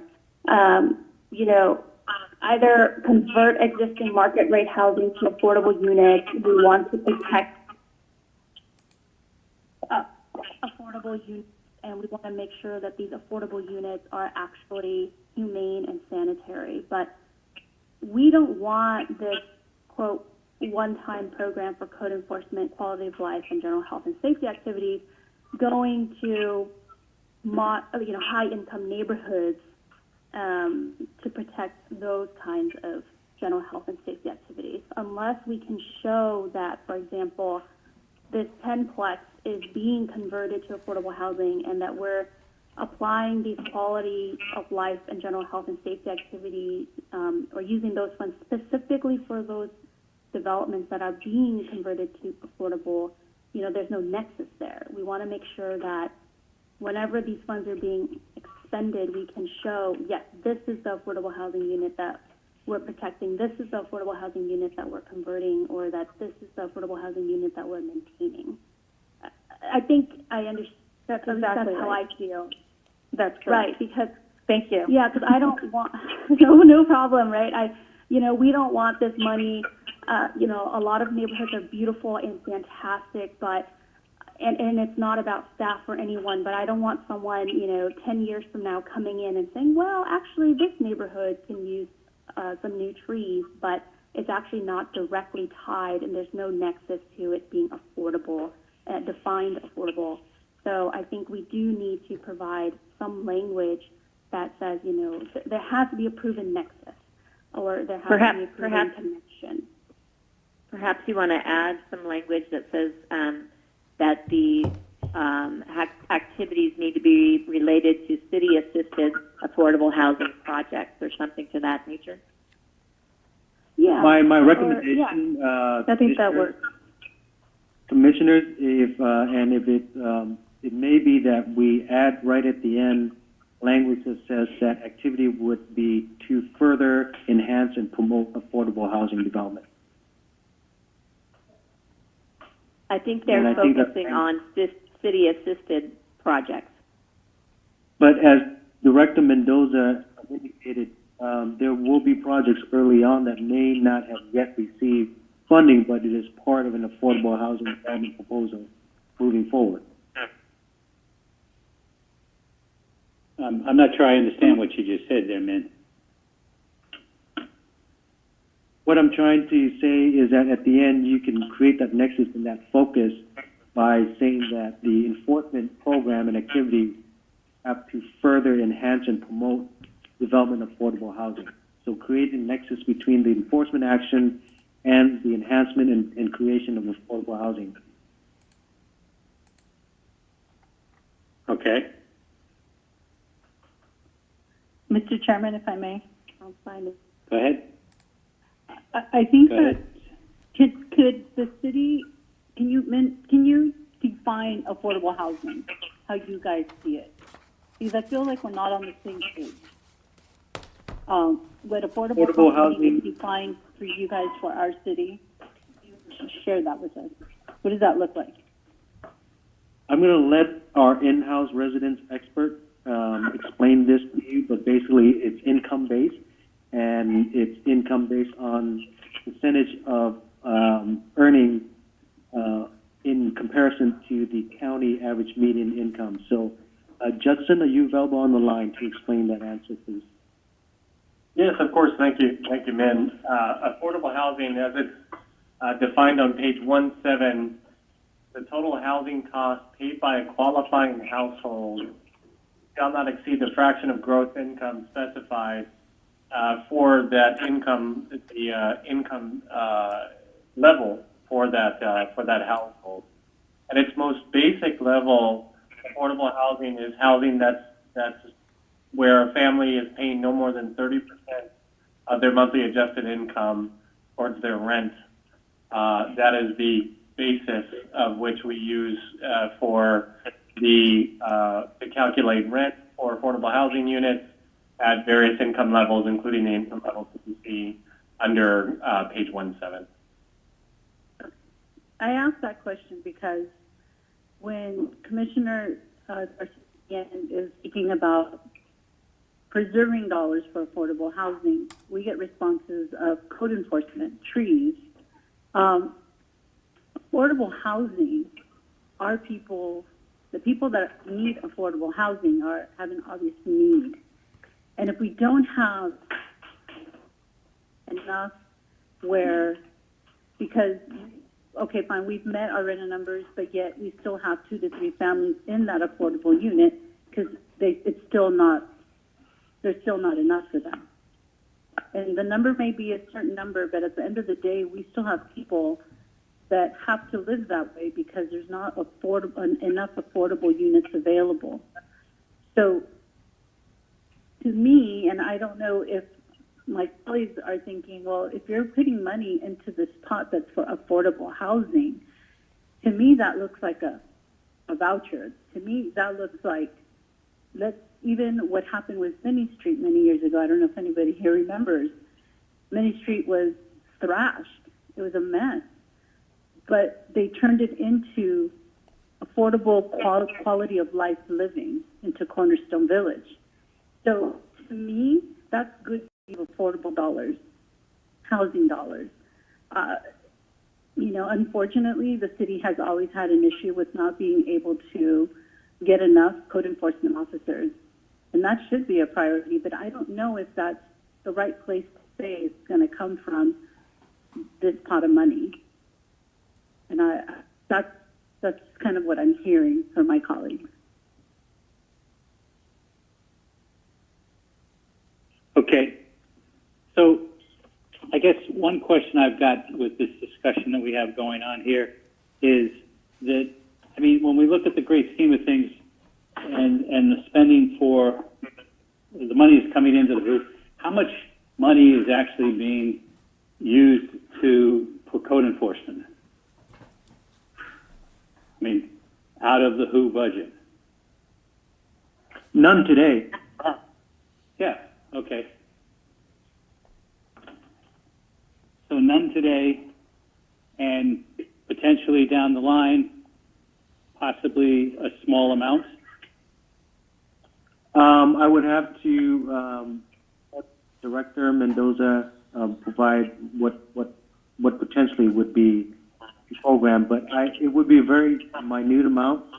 As code enforcement is a major part of the city's function, I believe this is intended to direct towards affordable housing development, it's clear that creating that nexus is necessary, and I think that's a very good discussion that the commission is having. Yeah, Steve, will you? Mr. Chairman, if I could add, this is Stephen Mendoza. The idea is not to give a number for code enforcement. It is to understand that there are administrative costs in running this fund. We spend money on developing agreements with future users of the fund. So there's legal time involved. There is administrative time. We pay a portion of Justin's salary with this. There are other things that this money goes to, and it's to run the fund itself. So there will always be administrative cost of running a fund, and so we want to make sure that that stays at a certain acceptable level, and we would include code enforcement in that if the city council recommended that change. And that's what I expected, Stephen. I wanted to hear just as you said, the spending is for administrative costs and a variety of those costs, and Yeah. it is something that's a percentage of the funds coming in. Right. The administration of inclusionary housing fees, we have $9 million that we got out to the public. We have another $5.2 million to go that's committed to future development, but they haven't broken ground yet. And so we have $14 million that we're managing out there, and it does take staff time. Okay. Perfect. Can I Norma, make a comment on that? Yeah, go ahead. Well, I think the administrative fees are covered in the existing ordinance, right? It's the last sentence of A1. So I don't think there's any dispute that, administrative fees need to be related to the administration of the fund, should come out of the fund. I think that's more than reasonable. It's expected. I think, again, the question is, and I think Cynthia put it also beautifully in terms of maybe there's a disconnect, right? And it's not saying that we don't want code enforcement to enforce and to ensure the quality of these units, and so did Ty. But I think that the language offered by Lisa is strong language that we ought to recommend to the council in this ordinance. Okay, understand. Do you have any other questions at this point in time of staff, Commissioner Garcia? I believe just one last one. How does the decrease of the in lieu of fee or the WHO fee from the proposed $15 to $5 or even $10, how does it affect the affordable housing pipeline that you have been looking at strategically? How will that ultimately affect the numbers in the pipeline? I can respond to that. If you're talking about affordable housing projects in the pipeline, the ones that have been committed funds, is that what you're asking? Well, I'm actually asking, from a projection and strategic plan, what's in the pipeline based on the funds committed, either those received, and then you have, a projection based on funds committed, like the $22 million that have been committed, that may be reduced down by a third. Then you have, based on what you've projected long term, based on the developments and people that developers that you're in conversations with, how will those units, or what will that look like if you go from $15 to $5? Well, we, as a practice, the Community Development Agency does not commit money that we do not have. We don't enter into agreements or commitment letters with developers to subsidize their affordable housing projects unless we've already received the in lieu payment from different developers. Right, and I completely understand that. I think it would be ill-advised if you did enter into agreements without having the funds on hand. So the question really becomes, from a strategic standpoint, if you reduce your in lieu of or WHO fees by 2/3, right, and that starts, is effective on X date, let's say, 2021, what does that do to your affordable housing pipeline? Are we expecting that your developers are going to triple, and so your projections remain the same, and you're going to be able to deliver the same amount of affordable housing, units or rehab that you were already projecting or estimating? Or are we thinking, you know what, we're still going to have the same amount of development, and we're just going to see a third reduction in the amount of fees that the city has to be able to invest in affordable housing?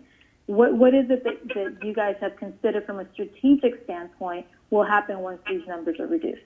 Well, from a strategic plan, you have a $15 fee right now that no one's paying, so I'm not getting any revenue coming into the Affordable Housing Fund. Right, but my 15 understanding of why folks haven't paid, and I just want to address this because I think it's really important, is not that developers are refusing to pay it. I think, your statement earlier, the Main Place will be paying $15 of the developer of the Main Place. It's rather an issue of timing, and COVID is now obviously at issue. So I think that's an important qualification, right? That these projects, isn't that they've been sitting on projects for 2 years saying, well, I refuse to pay the WHO fee, or is that what you're, is that the comment that you're making? Yeah, that is the comment I'm making. By stimulating the economy, we're stimulating the ability for them to pay the inclusionary housing fee, thus giving me more funds now as opposed to never getting them or getting them at a later date.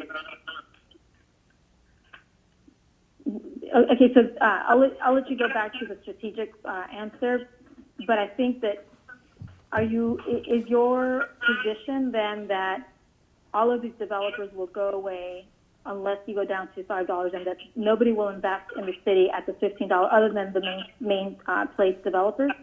Well, I can only comment by what we're seeing, but we have not seen a developer pay the current $15 fee. And are you saying that that's because they're sitting on permits, or sitting on development, on projects, but they're just not, the last step is to pull that first permit and they're not doing it? That's the last step for all of the current pending projects? Correct. Yeah, I mean, and COVID is probably part of it too since February, but prior to that, probably the fee alone. There are currently 8 projects pending, is that right? Turn them back on, but I just wanted to test it. Is that right? That's what you guys Yeah, said it was earlier, 8. right? There was 8. It was stated that there were 8 projects. Okay. And Mr. Correct. Mendoza, you're comfortable representing to date that all 8 projects will have been waiting for months just because they don't want to pay the $15? We have, during MIN's outreach, MIN had explored a lot of these options with the development community and the affordable housing community of what could kickstart development. And as you know, the City Council formed a committee to actually do this research as well, and this is what we're coming up with, is right now the $15 is prohibitive to development. It's cost prohibitive to development because of the pandemic? Or No, because of the high fee. Okay, if you can, please answer the rest of the question on the strategic vision. Well, the vision is that affordable housing cannot exist without funding sources. And right now, our balance in our affordable housing fund is about $1.7 million. That's what's available today. That doesn't increase unless someone builds building permits.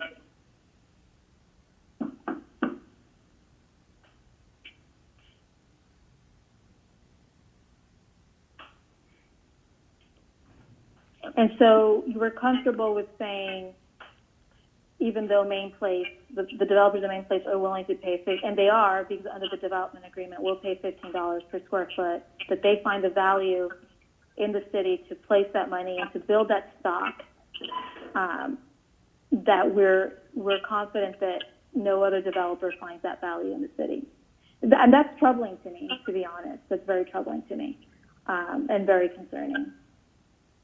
because if Irvine and other neighboring cities can charge that and more, Brea, San Juan, I think that becomes a bigger issue for the city. I thought we were a very attractive city to developers. And that's exactly what we're trying to do, trying to make ourselves attractive to developers during this COVID period of time and incentivize and get hammer swinging. But I think that the point is that we've already been attractive. That's why you have a pipeline. And I understand that you have to address the economic issues brought on by the pandemic, but to say, we're going to cut it by a third, I think it's sending the wrong message. But I think that is all for me. Thank you, Mr. Mendoza, and thank you, Chair McLaughlin. Okay. For the sake of discussion, I'll cover some highlights from my standpoint. I think there's a number of discussions that have been put forth by the commissioners that I'll come back when we have the time to come back. But I'm going to just carry on a little bit with what Norma was talking about and just basically say that prior to the $15 rate, there was a lower rate for inclusionary housing. And I know that people paid that lower rate. I mean, at one point in time, one rate that I remember was about $8.50. And then there was also a $12 fee, if I'm not mistaken. We did receive funds against those rates, did we not? Yes, so we did receive. Yes. Thank you, Min. This is Justin Brown, Housing Manager. Yeah, we've received $15.8 million since fiscal year 15-16, where developers have paid under the $9.35 per square foot. $9.35 was the rate that was in there before, and I think we had one developer that I think had it at $8.50 back in this again is 2015 to current time. And what was the total amount that was received by the city? $15.8 million.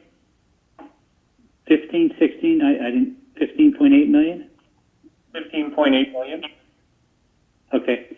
And what we're looking at this point in time, if I go back to the numbers that Min referred to, we're looking at something in the order of magnitude of about 15 million, 14.7 million, which is two thirds of the current outlook of 22.3 million. So, we're looking at about the same thing. So it would the sense I would get on this thing would be that the $10 fee is probably a reasonable number based on what previous history has brought us.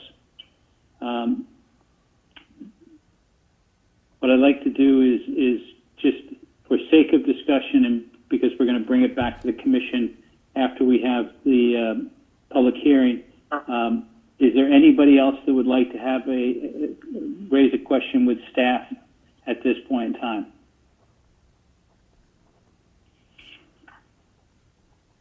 Chair? Commissioner Garcia? Commissioner Fan. Okay, Commissioner Fan. Just a clarification so that, we have all the numbers correct. As staff mentioned, although there have been 8 projects entitled that are subject to the current fee at $15 per square foot, not one of them have paid that $15 per square foot as of today, correct? That is correct. And to follow up, the previous fee, so prior to the $15 per square foot, we had, and I think the number was collected about $17 or $18 million in fees. How many projects paid those in lieu fees? Like, what was the total number of projects?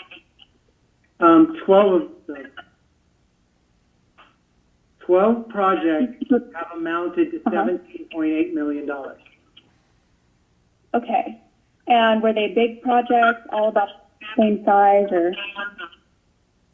A little bit all over the place, but all of them were more than 20 units. Okay.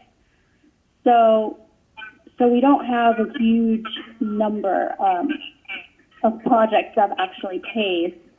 Now, with the current new ordinance, so I guess the oldest project that's around is what, 5 years that haven't paid? They're still just sitting on an empty lot? Correct. Okay. All right. So that's $22 million thereabouts that we don't have in our pockets, and we have $0 in our pockets right now. We have 1.7 in the pocket right now. We have 1.7 Okay. in the pipeline. But the 1.7 is from the previous in Lucy. Correct. Correct. Okay. All right. Thank you. And how many projects or how many units can that $1.7 million pay for?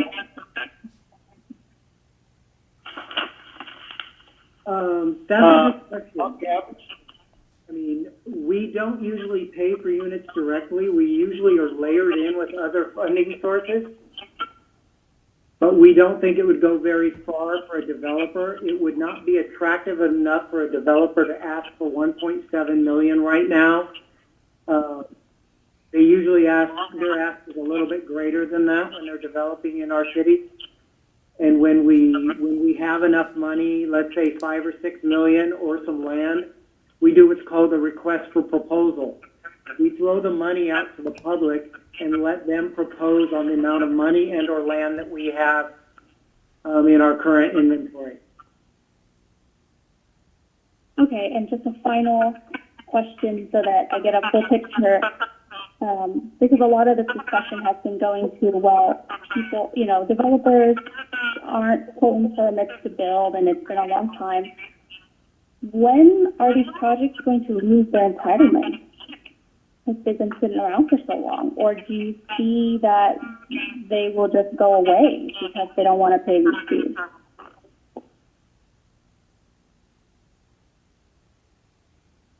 So the normal entitlement for a project, if they don't pull permits, is for 12 months, unless it is includes a tentative track map, which follows the tentative track map timeline for approximately 2 years. Subsequent to that, if the project still hasn't pulled permit, they would be obtaining approval for a time extension, and that also requires going in front of the cities for review and approval for a time extension. So that would be, some of these projects may have ran up to the time period and receive extension, and other projects recently received approval, and so therefore they still have time left on their entitlement. Okay, thank you. But at some point, you're right, they will expire if no extension is given, the permit hasn't been pulled. Okay, thank you. That was all, Chair. Thank you. Okay. I'm going to go quickly down the list. Garcia, Morrissey, Nguyen, Rivera, Plan, Dan, Cynthia Contreras-Leo. Any last questions of staff? Not at this time. None for me. I Okay, actually then have one. All right, Cynthia, go ahead. Sorry. I guess, Mr. Mendoza, if you are able to collect now at 9, I think just to have a better understanding, the drop is so huge. Why not drop it to 10 if you are collecting at that level versus dropping and surpassing that and going straight to 5? Thank you. Yeah, go ahead. Thank you, Commissioner. As Stephen stepped away to the restroom, that question, I think it reverts back to what Min was stating from the outset regarding the direction that staff received from the new ad hoc committee that was formed to set the new fee going forward at $5 per square foot. Do we know why that ad hoc committee came up with that, or how would they base that off of? Because it's my understanding there's local cities around us that have zero fees. I believe Anaheim has zero fees, if I'm correct. So I'm trying to understand how we even got into this position to begin with, when not very many people in the state have these fees. So if we are collecting 9, I would just, it would be helpful to understand why for the 5. And as I mentioned, Vice Chair, I mentioned earlier, this throughout the discussion on the fee, because of the history of the various fees, as you know, for smaller projects it's $5, and then for larger projects it went anywhere in between $5 and $15 until it really settled down at $15 in 2015.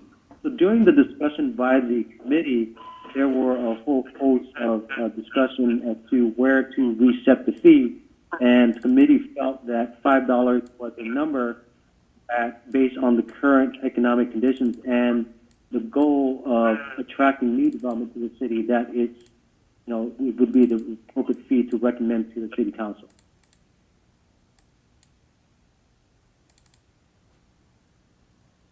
Okay. All right, Cynthia, is that it? Yes, thank you. Okay, with that, we'll finish our discussion with staff. Madam Secretary, have we received any written communication on this item?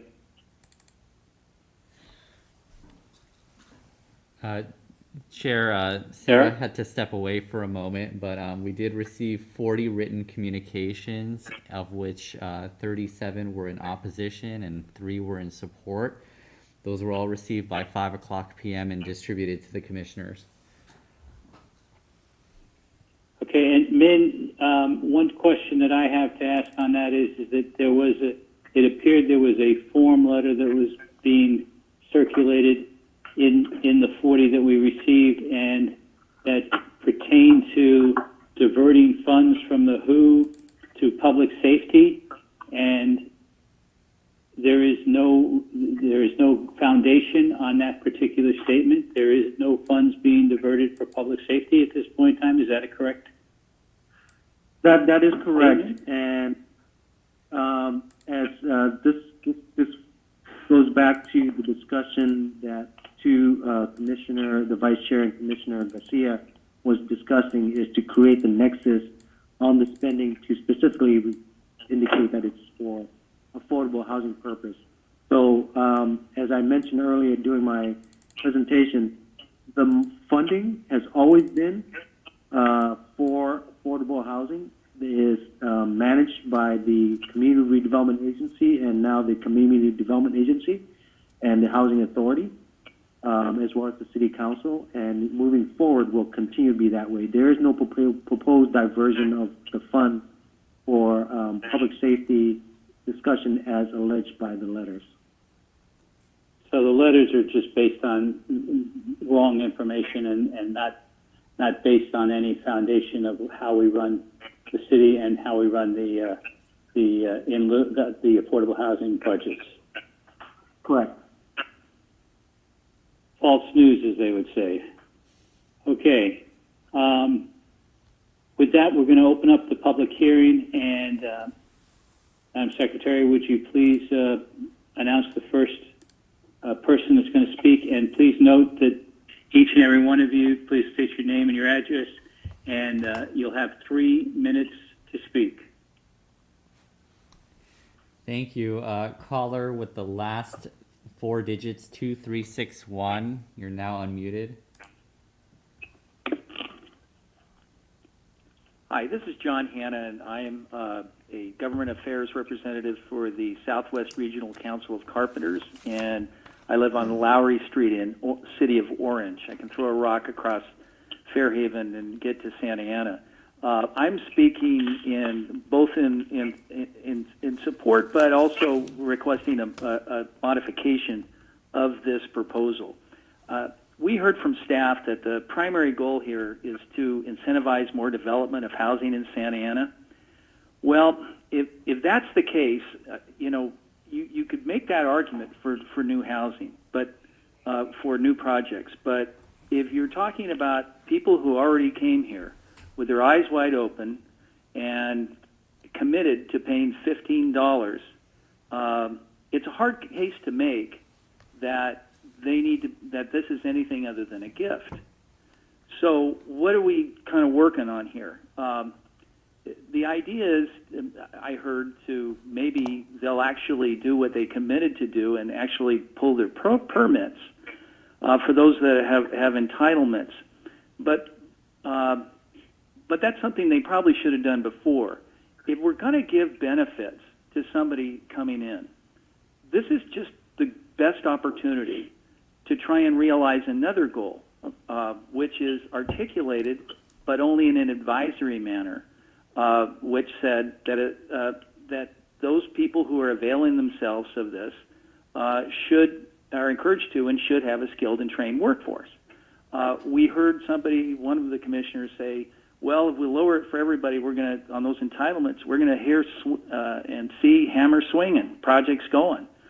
But the vast majority of those people who will be swinging hammers won't be Santa Ana residents, won't be representatives, or won't be graduates of our Garden Grove and Santa Ana Unified or the Rancho Santiago Community College District, and won't be veterans.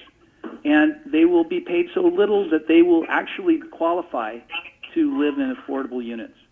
So I think what we ought to do is take this and say, we ought to require this. The language that two of the commissioners, Contreras-Leo and Fan, both mentioned, to change the language from should to shall. And then what we'll to have a skilled and trained workforce, but also to have, as Commissioner Pham talked about, a workforce that is focused on prioritizing qualified Santa Ana residents, graduates of the Santa Ana and Garden Grove Unified School Districts and the Rancho Santiago Community College District, and veterans. Then what you're doing is you're creating a workforce, whether it's union or non-union, that will be most likely to be able to afford to purchase homes or units in the city of Santa Ana, and not just have people that you don't know and that aren't going to be able to be making the money to be able to buy here. So I think the solution is pretty easy. Caller, it's been 3 minutes. Please wrap up your comments. And I would urge those modifications. Thank you, John. Next caller. Caller with the last four digits, 7988. Good evening, Chair McLaughlin and Commission members. My name is Tim O'Brien, address 5141 California Avenue in Irvine. I'm with Legacy Partners. We're the developer for the Sunflower Project in the South Coast metro area of Santa Ana. You all may recall that the Sunflower Project was unanimously approved by Planning Commission and City Council last summer, and it was widely supported not only by Council but by the local community, and it took a long time for us to earn that support. Since our approvals, we've worked diligently to develop construction drawings. We've invested a lot of money, and we're through the plan check and permit ready now. We were so close to closing on the land and starting construction until COVID hit. And it's just all math. Now the rents are down, values are down, and by 5 to 10%, and the project is no longer feasible, based upon the current economics. So it's not really a matter of if we want to, we really can't. I appreciate the city's efforts to create a stimulus with a fee reduction. I would request that you extend that fee reduction to $5 to those projects that are entitled as well. Sunflower, it represents a project that can start in the next 2 months. It provides immediate jobs. It provides city fees at arguably the most difficult time and the greatest impact due to COVID, because we're right, at the forefront of this storm. I also want to point out that, at $5, the Sunflower project will generate about $900,000 to the WHO fund. I think we can move forward, be the first one that actually funds it. And then we also have other community benefits to the Sandpoint neighborhood, Santa Ana Unified School District, and we have an agreement for union jobs. And so anyways, I appreciate your consideration of the matter. Thank you. Okay, thank you, Tim. Commissioners, if I could just clarify, the reduction for the entitled projects is a $5 reduction from 15 to 10, not to $5. Thank you. Okay, the next caller. Caller with the last 4 digits, 9451.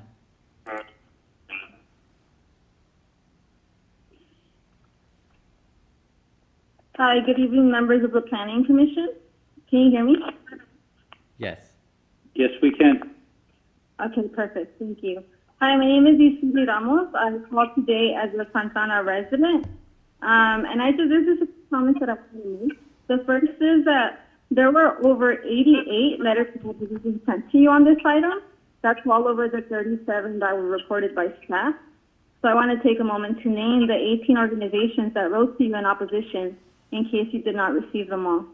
Those letters of opposition were sent to you by the Kennedy Commission, Latino Health Access, CHISPA, Santa Ana Building Healthy Communities, Thrive Community Land Trust, Clergy and Laity United for Economic Justice, Resilience Orange County, the Cambodian Family, Trece, Cooperación Santana, Hope Builders, National Alliance on Mental Illness Orange County, NAMI, Santa Ana Early Learning Initiative, Vecindario Lacey en Acción, Sullivan Lacey en Acción, the Public Law Center, the Southern California Legal Aid Society, Unite Here Local 11, and St. Joseph Hospital.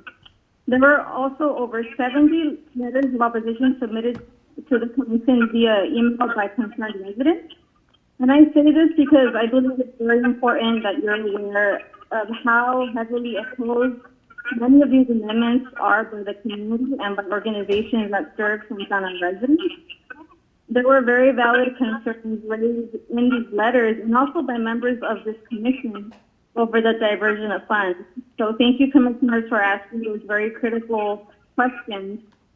But these letters were also in direct opposition to a decrease in funds. As we're in a pandemic, and we know that the need for affordable housing is going to be much greater than it already has been. And all of these letters show you that residents are those that need economic relief during this pandemic, not developers. And I just want to thank you all for all of the questions that you asked. As a former chair of the Housing Commission, I also invite all of you to take a very close look at the quarterly housing division report. I really wish that staff would have showed those to you ahead of this discussion, because you can clearly see there how these inclusionary housing funds are used on a quarterly basis to fund affordable housing. Thank you. Thank you. Appreciate that. Next caller. Caller with the last 4 digits, 5068. Hi, good evening. Can you hear me? Yes. Yes, we can. Thank you. My name is Carla Juarez, and I live in Santa Ana for more than 30 years, and I live in Hedingbrook Park neighborhood. And now I'm calling in opposition.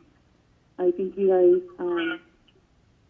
I'm all for development. Like, I'm all for building housing, but it has to be affordable housing, and a true affordable housing. Right now, there is at least 21 neighborhoods that are rent burdened. So it doesn't make sense to build housing that we can't afford. And also, like, for us to cater to developers does not also make sense. I know that Santa Ana is I'm also a homeowner as well. I don't believe that Santa Ana, that we only have very limited options for developers. I know that we could do better. And also, it does not make sense to decrease the in lieu fees, even from 15 to 10 or 5, because that's the same amount of money we're going to use to build affordable housing. Now, the in lieu fees is because the developer does not want to build affordable housing within the unit, which that to me seems very insulting, because it feels that they don't want the luxury homes, people that are apparently rich in order to afford that, rub elbows with the poor because they're in affordable housing. So just the fact that they only have to provide 15%, which is not even, it's 3 units out of 20 for affordable housing, which means people are barely trying to make it. They don't want to even provide those 3 units out of 20. They rather pay the in lieu fee so they don't have to live with the rich. And now, like, to add insult to injury, they want to pay even less than that. So how are we saying, how can we move forward when our communities are hurting? 21%, 20 out of the 65 neighborhoods are rent burdened. How can you look at them? How could you look at us and say, I'm moving forward with this luxury development? Well, you guys are going to have to move out because rents are going to increase as soon as the luxury families come in and can afford more compared to what I could afford. I don't know how you could look at families and say that, well, you don't belong here, even though that you were here for more than 20 years and you helped Santa Ana be what Santa Ana is today. It is because of your culture that people want to come to Santa Ana, but you can't live here. It's just very insulting and it's just hurtful. And I know we could do better. And if these developers don't want to work with us, there's others that will. We've made it through this far, and we can make it without these developers, without having to sell our people, because they deserve to stay here. Thank you. Thank you, Carla. Next caller. Caller with the last 4 digits, 8008. Thank you. Thank you. That sounds like me. Thank you, Chair, Planning Commissioners. My name is Steve Lamont. I'm the Executive Officer for the Building Industry Association of Orange County. We're a nonprofit trade association representing over 1,100 members, over 100,000 individuals within the home building industry. I am calling this evening first to say thank you to those staff members as well as council members who brought this proposal forward. We did submit a letter, and I do want to reiterate that this is exactly what the business community needs right now for so many reasons. This is a great step, but as I said multiple times, housing remains a critical issue in California, and it's only going to get worse, and it's been getting worse based on the pandemic. We need roughly 180,000 units per year, and we're producing roughly 80,000 on average. If you look at what the governor wants, he wants roughly 500,000 units per year, which is about 3.5 million by 2025. So we're drastically undersupplied, and this is causing a major spike in home prices across the region. On top of this, as everyone knows, we're in the middle of a pandemic, and so residents around the country, especially in California, are being asked to self-quarantine and, of course, limit their access to work. One thing we can't forget is that when this is over, however that looks, we will still be in a housing crisis. We've testified numerous times on the new policy. We, along with many of our builder members, have stated that added fees on the development process can only stifle or ultimately raise the cost of housing, risking the loss of units, both market rate and affordable. And this seemingly is the case. I do want to clarify that I think it was the June 2nd City Council meeting, staff mentioned that since the 2015 increase of the WHO fee, from at the time, it was averaging under $10, if I hear correctly, up to the 15, thousands of units have been approved, but not one has pulled the higher WHO fee. And then on top of that, the city has met their current affordable housing requirements through the RHNA cycle.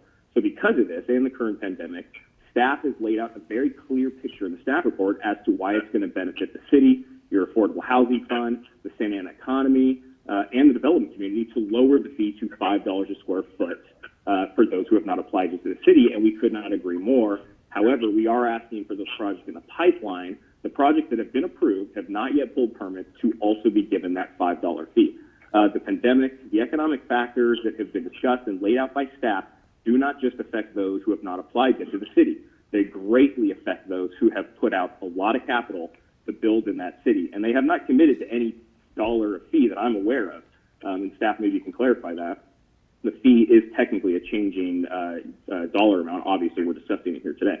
So on behalf of the Business Coalition, on the letter that I submitted, we respectfully ask that entitled projects do receive the $5 fee compared to the proposed $10 for the entitled project, and also the proposed $5 fee, and also 12 months to pull those permits.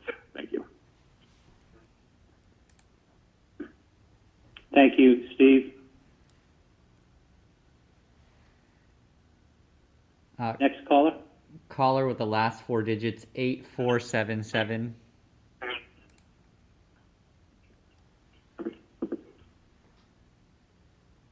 Dale Helvig, Santa Ana resident for 30 years, Ward 3.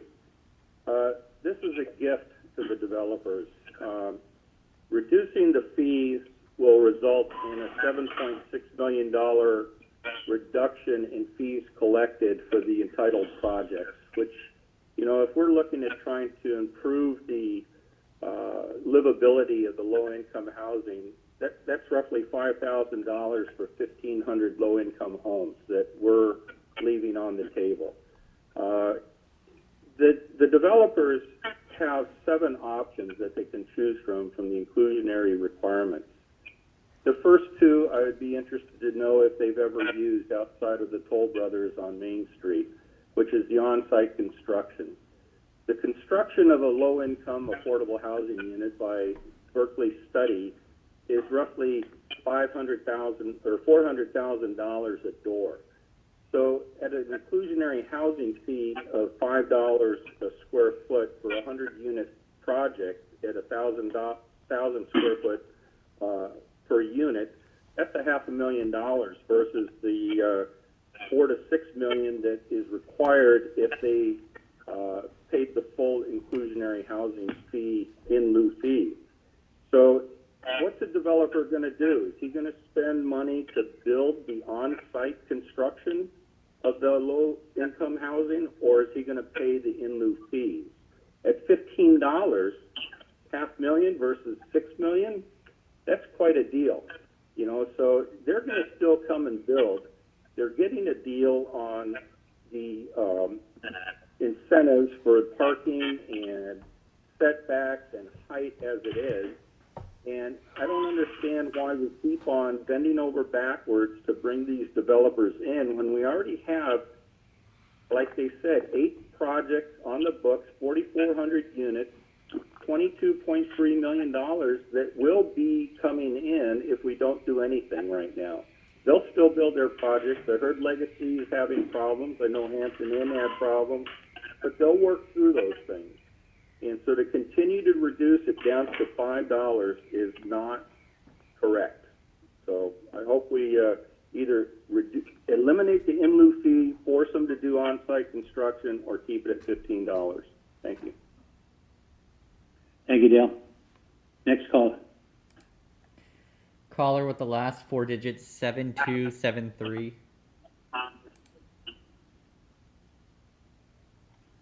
Good evening, Chairman and members of the Commission. My name is Ernesto Medrano, and I'm the Council Representative for the LA and Orange County Building and Construction Trades Council, and we represent 140,000 hardworking, essential service construction workers. And I want to echo some of the remarks that John Hanna made on the interest and spirit of moving this along. I won't repeat them, but I think to the extent that this policy should be supported with the recommendations that the Commission made of putting the word shall in lieu of the encourage and should, as well as clarifying the public contract code 01 to 2603. We believe strongly and fully that at a time like this where unemployment is double digits, businesses should be incentivized, but all boats should rise. All boats should be able to go up. And in this situation, workers have to be part of the equation when we start to talk about housing and affordable housing. A worker should be able to earn the wage that allows him or her to purchase or rent the dwelling that he or she is building. So again, I want to emphasize the fact, and I think I mentioned this when we spoke in the past, that Latinos dominate the residential sector, comprising 2/3 of the workforce. Yet in the residential sector, construction workers earn an average of 24% less per year than other types of jobs, and less than half get health insurance. So I think it's important to start looking at the economic situation in the situation with workers, and we strongly believe that providing a skilled and trained workforce that provides an opportunity for our apprenticeship programs to be open and available for the residents, and with a local hire provision that would be a true and real local hire for veterans. Our Promise to Hire program is also something that we could be talking about. How do we recruit veterans from the military that just came out so they can come make careers out of construction? For every one construction job, it's probably a multiplier effect of 3. And so I think it's extremely important to look at the wage aspect, the benefit aspect, and the working conditions of construction workers when we talk about incentivizing and providing a policy that will attract business, but at the same time allow for housing to be built, as well as for workers to have a fair shot at their working conditions. Thank you, and again, I urge you to support the recommendations that the commission made, or the commissioners made, of amending this recommendation. Thank you. Thank you, Ernesto. Next caller. Caller with the last 4 digits, 4243.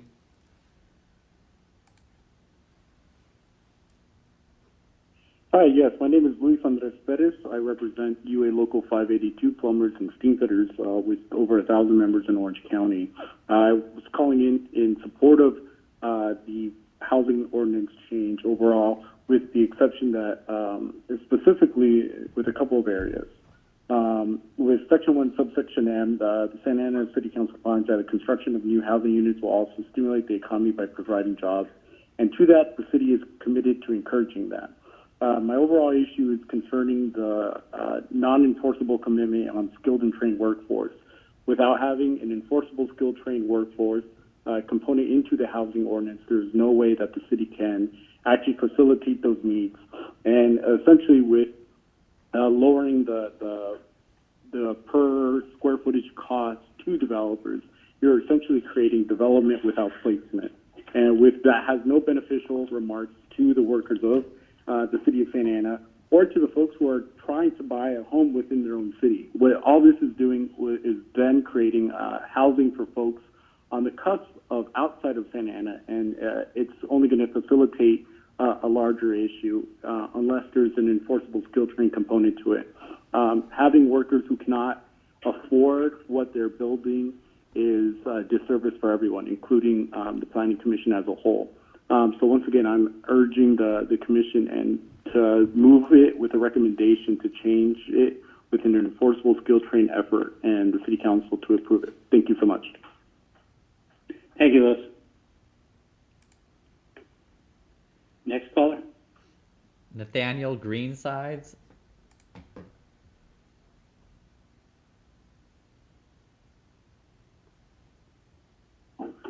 Nathaniel, are you there? Can you hear me? Can you hear me now? Yes. Are you there? We can hear you now, Nathaniel. Yeah, go ahead. Okay, thanks.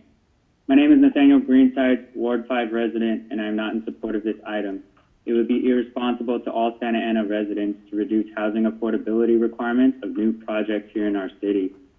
Of the options which developers have under the WHO, many developers and projects have been opting for the in-lieu fees, which are now being proposed to be reduced, both in amount as well as applicability to projects, instead of actually constructing and increasing the amount of affordable housing units here in the city. Easing requirements of the WHO will create immediate destabilization of the housing market in our city. Speculation and development devoured many urban and suburban cities in California after the 2008 economic crisis. A report from 2018 by the ACE Institute, along with other groups who advocate for better economic opportunities, explains why this is a bad thing. One, when properties are sold to cash-carrying investors for conversion into rentals, prospective homeowners as well as mom-and-pop landlords are crowded out of the market and communities suffer, particularly communities of color. Two, tenants are negatively impacted with large annual rent increases, fee gouging, a high rate of evictions, and rampant habitability issues. Three, developers and huge corporate landlords now lobby all levels of government to advance their own pursuit of profit and not the interests of long-term residents and community stability. The proposed amendments only serve to allow for corporate landlords and developers to turn quick profits on properties here in Santa Ana at the expense of our community. Our residents were already housing cost burdened before the pandemic, and now even more so with loss of income due to the pandemic. When applying the findings of this 2018 report upon Santa Ana, it becomes apparent that easing requirements of the WHO will open the floodgates to outside investors who want to stabilize our community because they care more about profit than people. The notion that $15 per square foot is too expensive for a large developer to proceed with a proposed project is questionable to me, seeing as other cities charge more.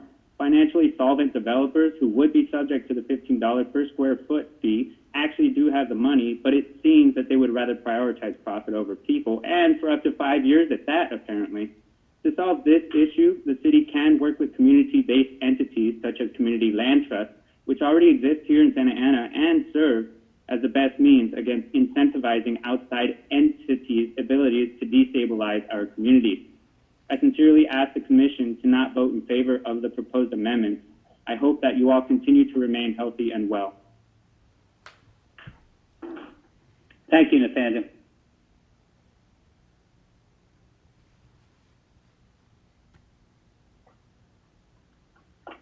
Next caller. Caller with the last four digits, 1372.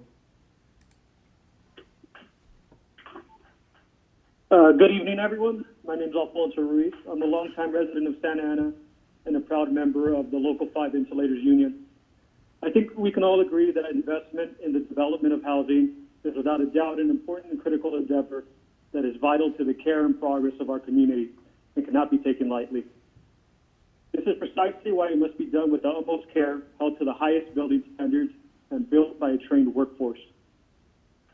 Anything short of that would be doing a disservice not only to everyone directly involved, but the community as a whole.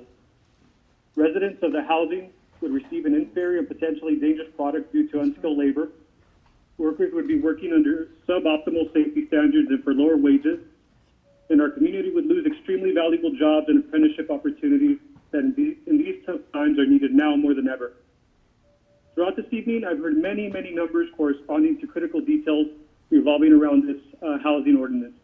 And while all the data is important and must be paid attention to closely and considered, at the end of the day, we must not forget that the reason we invest in housing in the first place is to take care of people. So yes, let's build, but let's build with integrity. Let's build in a manner that takes care of everyone involved, and let's make a promise in writing in the ordinance that clearly states and enforces that housing will only be built if it is built to the highest standards by a skilled and trained workforce. Thank you very much. Thank you, Alfonso. Next caller, please. Caller with the last four digits, 8197.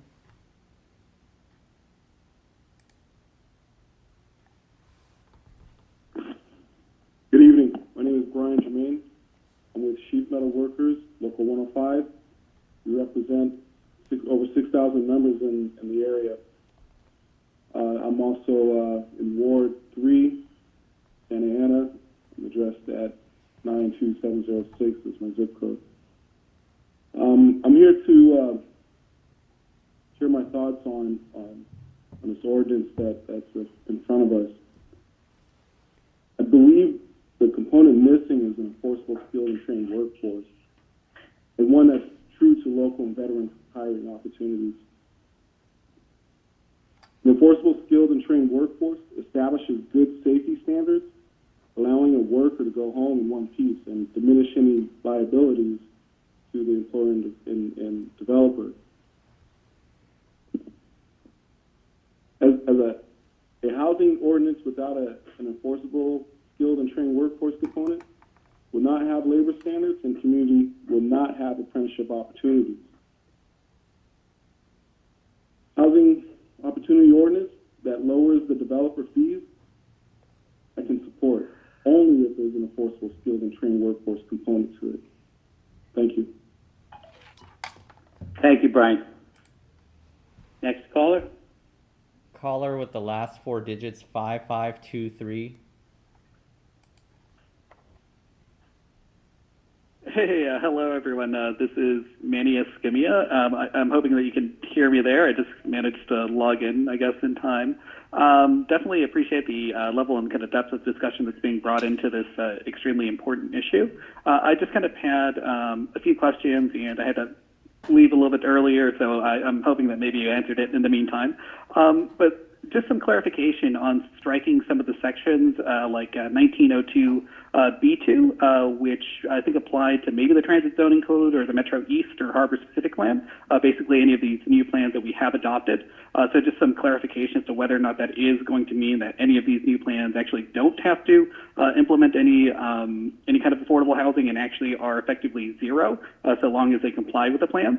And also, whether that then applies to the main place project as well as a plan that is currently been adopted by the city and is has no additional general plan density that would be changed with any incoming projects. So, effectively, this is $0 for main place units, which I don't know that that was part of the conversation quite yet, and whether that also then impacts the overlays in Section 41-1902 B4 that seems to kind of apply more to the Transit Zoning Code. So there's some clarification there as far as what projects that are already ongoing that will be impacted by this.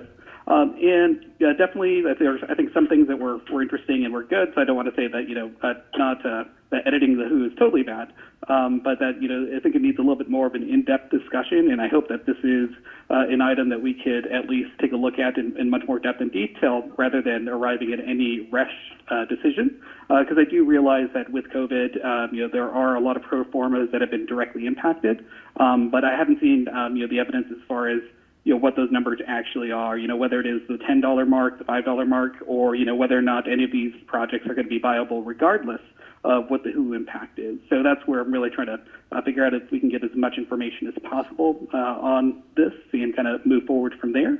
Let's see. Oh, the other item, I'm hoping that we can also include another administrative review date. So looking at the new ordinance, there wasn't any kind of language saying that we're going to review this on an ongoing basis, and it actually kept the out-of-date language from 2018. So if you can add that, and I guess my time's up. That's it. Thank you, Manny. Appreciate it. Next caller. Caller with the last four digits 1238.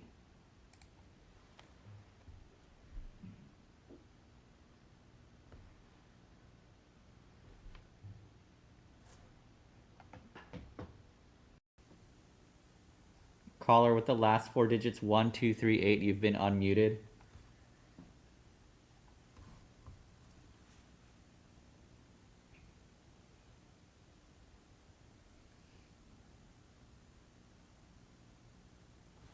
Okay, next. Chair, that caller was remuted, and at this point there are no further individuals who have dialed *9 to raise their hand and wish to speak. Okay, thank you, Ali. I appreciate your assistance on this.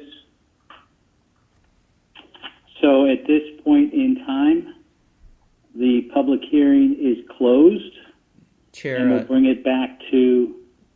Chair, just so you know, as you were speaking, two more individuals raised their hands before you said that the public hearing was closed. Okay, we'll take the two, and at this point in time, we will take the two, and after the two, we will close the public hearing. All right, caller with the last four digits 5562.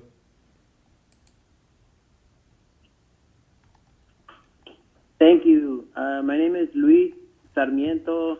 I am program manager for a community land trust here in Santa Ana called Thrive Santa Ana.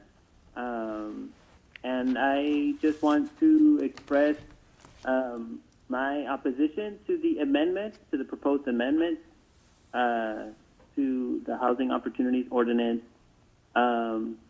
as a community land trust, we are completely willing to work with developers and with the city, and definitely in line with some of the past speakers who have expressed the importance of creating good jobs. And so as a community land trust, we want to make sure that development in Santana is actually benefiting local residents in every way. And because of that, we think that the WHO should be maintained. Right now, in the conversations amongst affordable housing developers, we know that this is one of the only local sources of funding for affordable housing, which is very much needed in Santana. And if anything, we need stronger requirements from developers. We need stronger language from the city to impress upon developers the importance of making significant investments into our local community. So that's all, and I guess putting our offering also our time and availability as a local organization. If there are further conversations, we think that there should be further conversations around these requirements, and we're completely available to follow up with that as well. So once again, opposed to the proposed amendments to the housing opportunities order. Thank you. Thank you, Luis. Next caller, please. The last caller is last four digits 7081. Buenas noches, mi nombre es Araceli Robles, soy residente de la ciudad de Santana. Estoy llamando porque me opongo a las enmiendas que le están tratando de hacer a la... Ali? Hola. Ali? Yes. Can we stop for 1 second? Who is in the room that can translate for the people that are online? I speak enough conversational Spanish, and I believe Judson also speaks Spanish, so I think we'll be okay. We can allow her to speak in totality and then offer a synopsis at the end. Perfect. That's all I'm asking. Okay. Señora, siga, por favor. Go ahead. Gracias. Me opongo a que hagan las enmiendas a la ordenanza de vivienda, porque en estos momentos de la pandemia es hasta como una burla que le están haciendo a la comunidad cuando están quitando esos fondos. Deberían de incrementar en vez de reducir el costo del pie cuadrado para los desarrolladores, porque nuestra comunidad necesita vivienda de bajo costo y más porque no sabemos qué va a pasar en esta pandemia, cuántas familias van a quedar sin vivienda, cuántos de nosotros no vamos a tener dónde estar con nuestros hijos. Hay muchos desarrollos que ya se están aprobando. ¿Dónde va a parar eso? ¿Por qué tenemos siempre que la comunidad pagar por proteger intereses de los 4 concejales que están poniendo esta enmienda? Ellos solamente están viendo sus intereses personales, no están pensando en la comunidad, no saben el miedo que tenemos ahorita, la angustia de no tener trabajos, de no saber si mañana vamos a tener vivienda, y todavía vienen y quieren hacer cambios. ¿En qué ciudad vivimos que toda la gente puede venir y cambiar las cosas? Cuando unos concejales aprobaron esto, llegan otros y lo cambian. ¿En qué ciudad vivimos? Estamos solamente ayudando a la gente que tiene dinero, y la comunidad, ¿dónde quedamos? ¿Dónde quedan nuestros niños? ¿Dónde quedan nuestros jóvenes? ¿Saben? Si 20 unidades de bajo costo se construyen, completamente le cambian la vida a esas familias. Por favor, yo les pido, escuchen a la comunidad, escúchenos. Nosotros hemos pasado mucho trabajo para poder lograr que todavía se cobre el 15 dólares por pie cuadrado, y que ahora vengan y quieran reducirlo a $5, es una burla. Nuestra comunidad no merece eso. Nosotros somos gente trabajadora, gente honesta, que venimos a trabajar y damos lo mejor de nosotros. Inclusive en esta pandemia estamos haciendo lo mejor de nosotros para salir adelante aquí en la ciudad de Santa Ana. Deberíamos de tener esta reunión, pero para incrementar el costo, no para reducirlo. Gracias. Thank you. Ali? The caller was expressing her concerns about the fear and the hardworking and the impacts of the pandemic to the community and the potential loss of housing, and was advocating for keeping the $15 per square foot fee. Hey, Ali, I'll add to that. So she opposed the amendments during this pandemic to reduce the cost for developers while families are going to become homeless. Developments are continuing to move forward, and private market interests are continuing to move forward while families are at risk of homelessness. We are trying. What about the kids, the families, the community? Listen to the community. To reduce the fee from $15 to $5 es una burla. I don't know what burla means, but una burla. And we are doing our best during this pandemic. Thank you, gentlemen. Okay.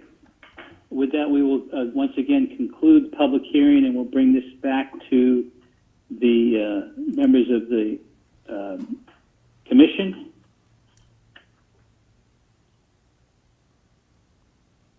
Do any of the commissioners want to make any comments at this point in time? I'm going to start with Commissioner Garcia. None at this time. Thank you. Commissioner Morrissey? Yeah, I do have a couple comments. I would echo I'm not sure which one of my colleagues made the comment, but this document there's a lot of uncertainty in the document, and it really warranted a much more study. I think a lot of the items have been fleshed out, including timing of payment, the amounts we're talking about, the inclusion of skilled labor. I think a lot of this language is really not thought through, and as well as the language regarding the use of the funds. The way it's written right now, anywhere from 0 to 22 million could be used for code enforcement or other such things. So that needs to be cleaned up. So I really think this document needs to be studied further and not sent to council. So those are my broad brush opinion on it. That's fine. Appreciate your opinion. Commissioner Nguyen? No comment, thank you. Commissioner Rivera?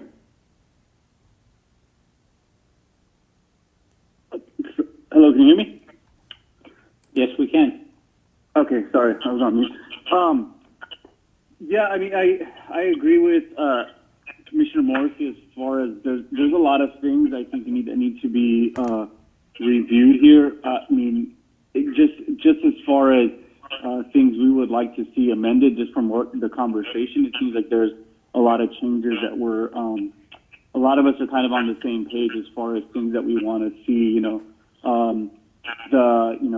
as far as the money is used for affordable housing, rather than, code enforcement, or what exactly that means. As far as code enforcement is not very specific on the document. So I think that's something that we need to look at, and also the skilled labor, the conversation as far as the skilled labor, whether the language should read shall rather than should, or encouraged rather than, or required rather than encouraged. So we can kind of see some of these jobs focused to those in our community in Santa Ana, and we can we're hearing people talking about struggles during this time, and I think increasing that workforce and increasing those things is a plus. Getting some of these projects going. So yeah, I mean that's it for right now, and we'll continue. Okay. Commissioner Fan. Hi. So let me know if this is not the place, but as we've been having this discussion and asking questions of staff, and of course, all the incredible comments we received digitally as well as over the phone, I guess I've made a list of the items that I think there actually has been some consensus on, and if I can propose those so that we, I guess, potentially have a motion, or should I come back to that later? Let's go through everybody at this point in time, and then come back for some discussion as to what can we make the next steps, how can we make the next steps move forward, that kind of stuff. So I'm going to ask you to hold off on your list for the moment, and we'll go to Vice Chair Contreras-Leo. I'm good right now, thank you, Chairman. Okay. All right.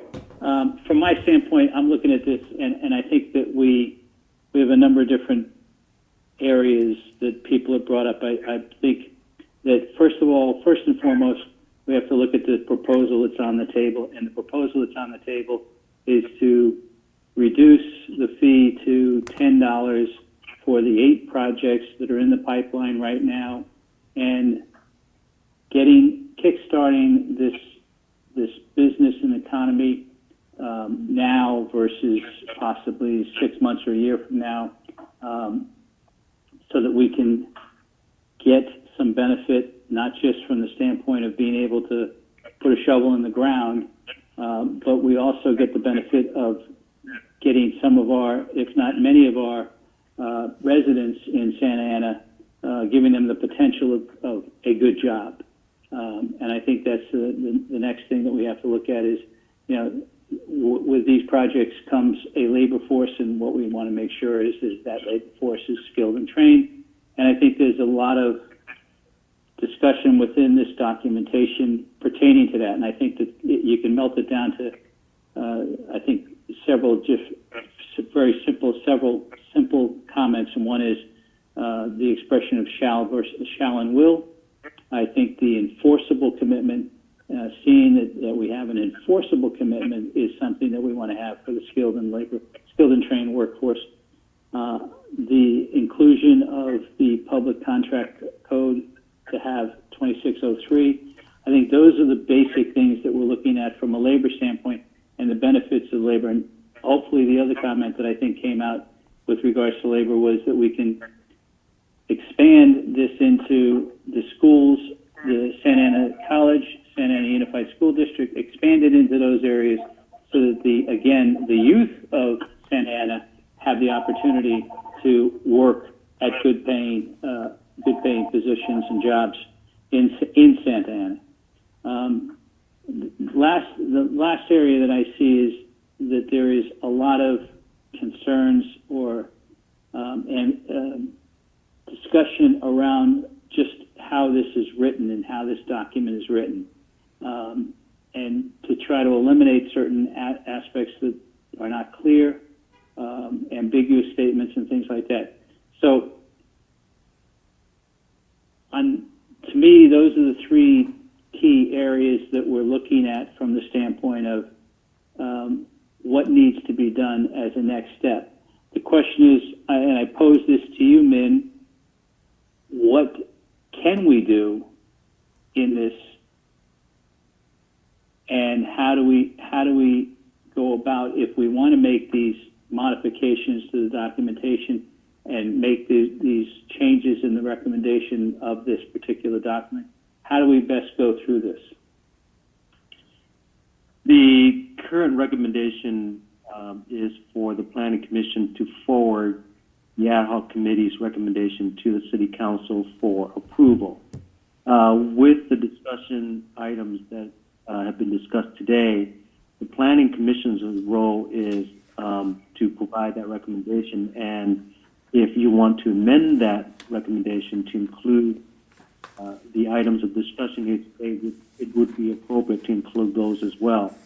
What I heard, it's about 4 items relating to labor, relating to making sure that there's a nexus in the spending of the funding, as well as mixed application. So all of those recommendations can be formulated into a revised recommendation to the City Council.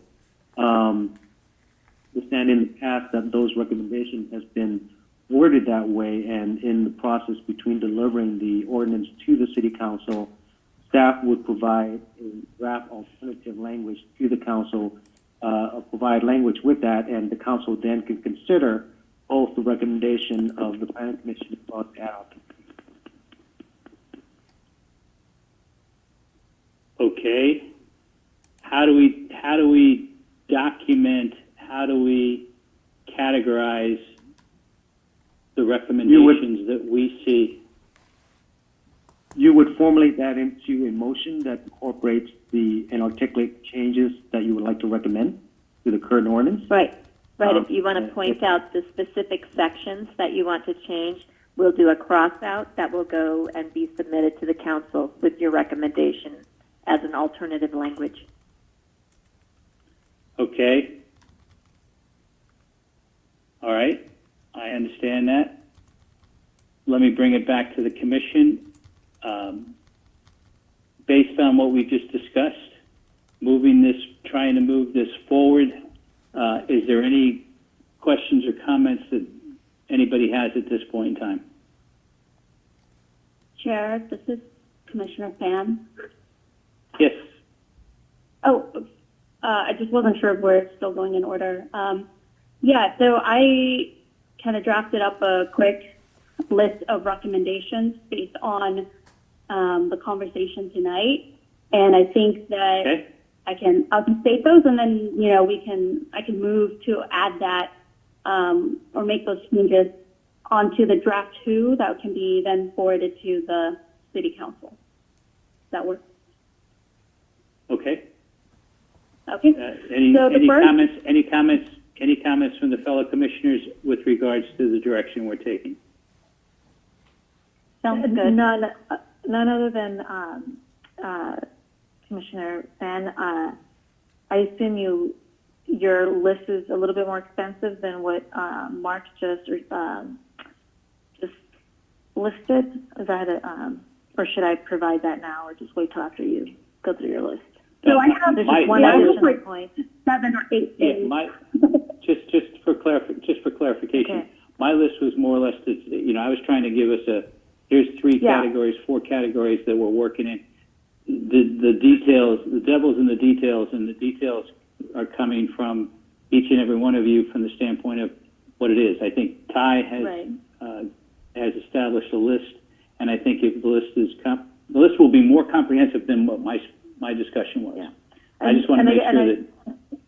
Yeah, I should have rephrased that, Yeah. Mark, because what I meant was your 3 items. I would add a third or fourth one, which was the fee for new projects, the $5 fee moving up to at least $10. Fair. That would be the fair only point. comment. That's a fair point. I understand that. I just want to make sure that, like I said, we look at short term. How do we get ourselves moving from a project point of view? How do we get ourselves moving from a workers point of view, skilled and trained workers, getting our youth in there, getting in the apprentices and things like that are going to move this, to be building these projects. And then we look at what we're doing from the standpoint of solidifying, I think that possibly one of the recommendations that came forward was maybe 6 months is not the appropriate time. Maybe we look at more than 6 months, 9 months or a year for the current projects. That's another possibility. It doesn't change the fee. The fee is still $10, but maybe a little more time might generate more activity on the part of the developers. I'll say this. Let's go back to Fan's list and take it from there. Okay. So what I have is in section 1 of the ordinance, where we have the determinations and declarations, to add that part of the amended purpose is to promote the construction of entitled projects as well as upcoming projects to, as soon as possible, to promote economic development in the city and build jobs that are much needed, especially right now during the pandemic. The second item I would add to the determinations and declarations in section 1 would be to include that construction of new housing units stimulate the economy. I know that was a comment that was made a few times during the public hearing, and that if the construction utilizes a skilled and trained workforce that has local preference, specifically Santa Ana preference, that will actually put our residents back to work and benefit our city. The next change I would make is under definitions. That is page 1-7, to add a definition for skilled and trained workforce in accordance with Public Contracts Code 2601 to 2602, and of course as amended by the state. I would add that on page 1-19, under section 5. Yeah, 5. That we do change the language from encourage and should to shall, because as we know, encourage and should are very soft words and they don't really mean anything. And that we shall require skilled and trained workforce in accordance with 2601 to 2603, because we want to have an enforceable commitment that there is skilled and trained workforce. We want to make sure that our residents are being put to work and that there is local preference, specifically with hiring Santa Ana residents, veterans, and then if that doesn't meet the requirements, then we can expand it to graduates of Santa Ana Unified School District, Garden Grove Unified School District, as well as Rancho Santiago Community College District. The next item, I mentioned the enforceable agreement. The next item I would amend is the statement regarding code enforcement and maintenance. Apologies, that's page 1-18, where the inclusionary housing fund fees are used.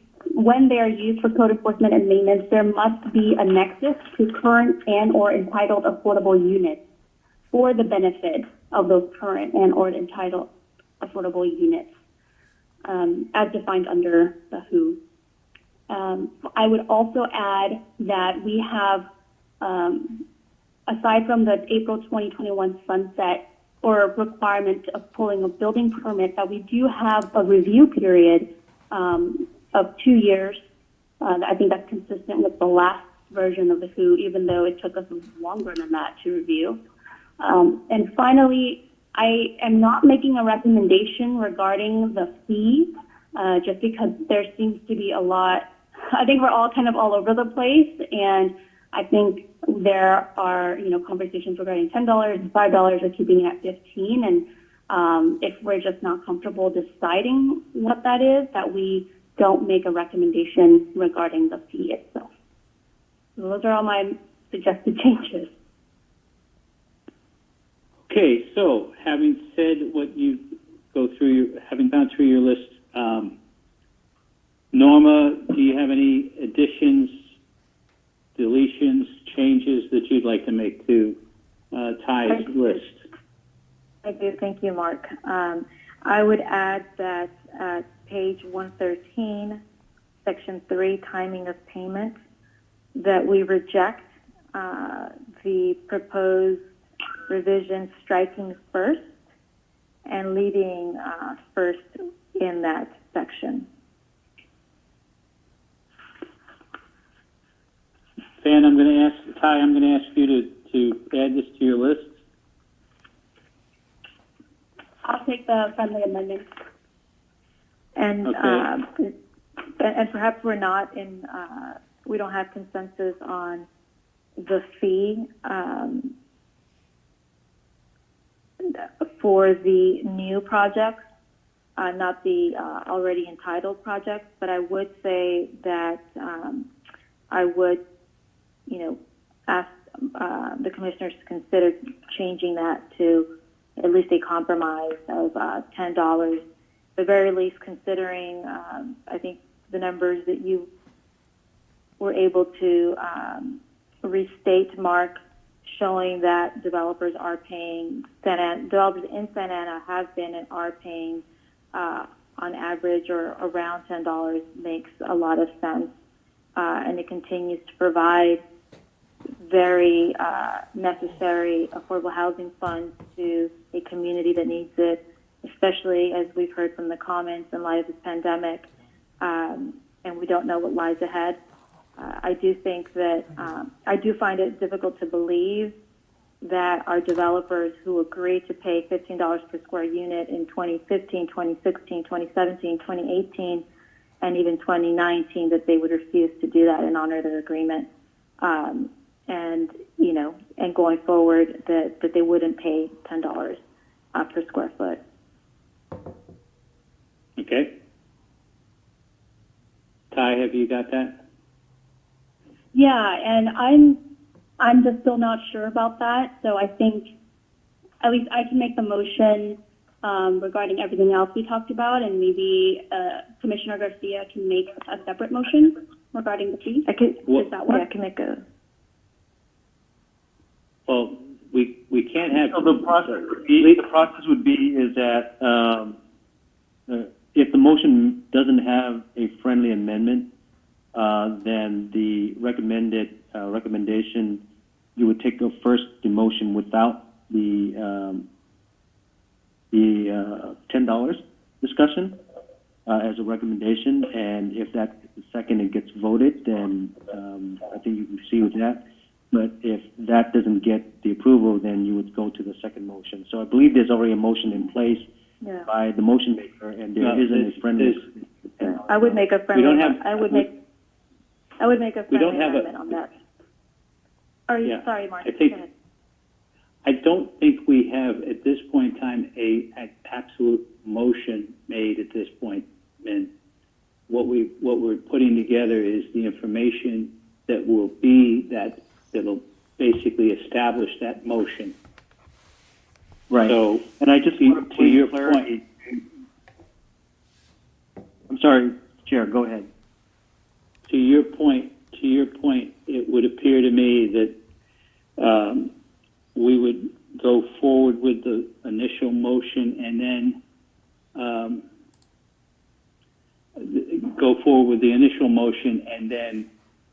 if need be, come in with a friendly amendment to that initial motion. Right. I believe at this point we were discussing the items that would be in the motion, and still Correct. It has not been made.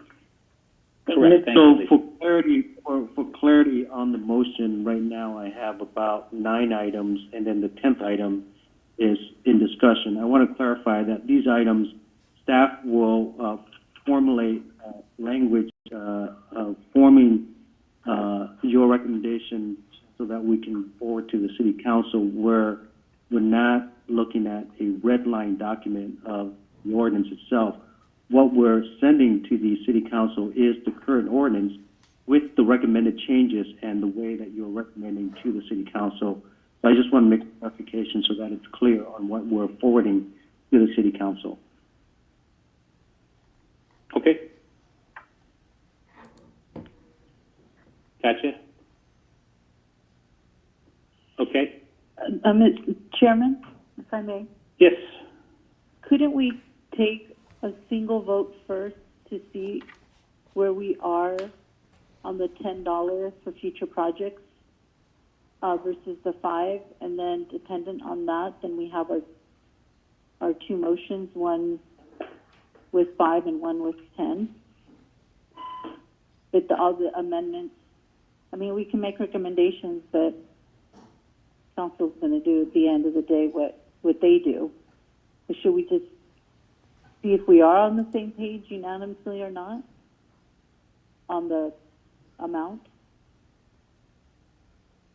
Well, to some extent, the challenge on the amount is that we really don't have an understanding of what the basis of the 3 numbers are. And I say 3 numbers because today we have a $15 number, which from a staff perspective it doesn't do any good because no one's said no one has paid the $15. We have a $10 number, which is the pandemic. Let's get the shovels going, and reduce the fee by $5 to $10, and hope that we can get all of the current projects up and running within the next 6 to 12 months. And we understand that to a certain degree, but then the final number of $5, it's again, we don't have an understanding of how that was established or why that was established that way. So I'm not sure, not sure that separating it from what we're trying to accomplish here today is going to make any difference. Maybe I'm wrong. Anybody have a comment on that? I'm more than willing to hear. Min? I'd like to comment if that's okay. This Commissioner Rivera. Yeah, sure. Felix, go ahead. Maybe having a discussion on what the dollar amount looks like for all of us right now would be a good idea. I agree with Ty's putting together for the motion, but if we don't know what that agreement is going to be as far as all of us, as far as where we stand when it comes to the dollar amount, maybe that's something we need to discuss openly right now, and kind of get an understanding of where we all stand, so that we can create a motion that we can send forward to the City Council. Okay, so let me clarify one thing with that statement. If I go back to our early discussions, staff basically said that under today's conditions of $15 per square foot, all 8 projects amounted to $22.3 million. Is that the number that you're looking for? Yes, that's the one I'm looking at, and that's right now. 15. Okay, all right. So then the next level of discussion was for the 8 projects, and this is only the 8 projects. This has nothing to do with before or after. It's just the 8 projects. Correct. If we go in at $10, and the fee is going to be $14. It's going to amount to collecting $14.7 million for the in lieu fees, and basically we will have given up $7.6 million. Correct. So those are your numbers. Those are fees that we haven't collected since 2015. Is that correct? Yeah. Those are fees that have not been collected since 2015. So, correct. I see wanting. What is the point of us making amendments to get these this workforce, skilled labor force, all this word about and getting some skilled labor? If nobody's paying the in lieu fees and we're not going to move forward with labor anyways, it might as well just not be there if that's the case. Why not? Why don't we get 8 projects moving as fast as we can and maybe increase the new projects instead of maybe flip-flop, instead of the new project being $5, why 10, and the existing projects at $5. That way we can get those existing projects built. So they're already there, and then we can increase the fees for the other ones, or decrease it, but more than what we're asking for right now. Okay, so at the end of the day, how do you want to formulate your question, your statement? I would like to see that. I don't know how everybody feels about that. If that's not the case, then I'm good with just keeping it at 10 and 10. But I would like to see those 8 projects get built and be done. We're like I said, we're looking at since 2015. Why don't we get those completed? I would like to see that at $5. But if not everybody agrees, I can, we're good with 10, and then also doing the others at 10 as well I would good. Chair McLaughlin, if I can make a suggestion. Go ahead, Chair McLaughlin, if I can make a suggestion. I'm here. So,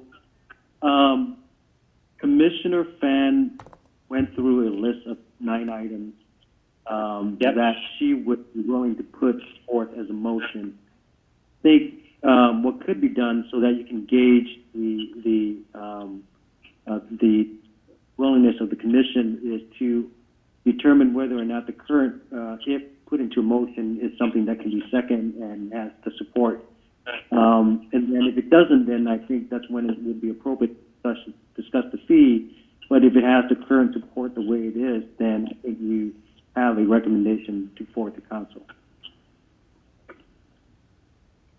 Okay, so what you're recommending is that the fees as they are currently written in the ordinance, we would vote on those fees, and if it passed with the, and I'm saying what I'm also recommending with the friend. Yes, what I'm recommending is that Commissioner Fan made 9 items that seems to reflect the concerns of the commission, and allow that to be a motion, and if it has a second, then allow that to be voted on. If that doesn't pass, then you know that there would be discussion on the fee that needs to be discussed, and you can talk about how to arrive at the consensus on the recommendation regarding the fee. So you're recommending that we go through, we take Fan's list, and we take that along with the current recommended fees and vote on that. Right. All right. And then if that's... Rivera. Yeah, go ahead. But Commissioner Pham's list did not include the fee, so I mean, are we voting to have the fee as is right now? What would that look like? Yes. The voting... Commissioner Span's list left the fees as stated in the current draft ordinance. Correct. As recommended by the council ad hoc committee. If I may, I think that Commissioner Rivera makes a good point, and it's one thing that I also thought was odd, that we would reduce the fees for new projects to $5, and for entitled projects keep it either 15 or 10. I just thought it was an interesting way to approach this, just from even a negotiation standpoint. It was an interesting way to approach it. But I think that Commissioner Rivera brings up a very good potential discussion,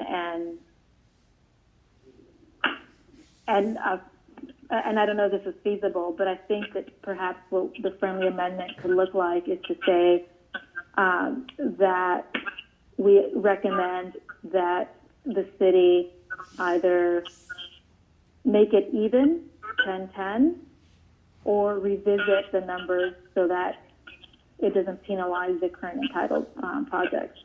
So is that something that's possible, that recommendation on the fee could look like look at the fee structure and this is what we're recommending, one of these two options?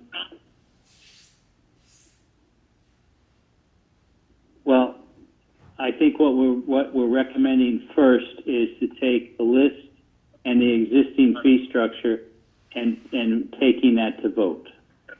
That's what's being recommended by staff. Right, and what I'm asking, Mark, is can we make a friendly amendment to that list of 9 that incorporates the comments and the concerns expressed by some of us, including Commissioner Rivera just now, where it's not a direct sort of, strike that to X amount of dollars, but this is what we recommend, that you either look at this potential number or look at it this way.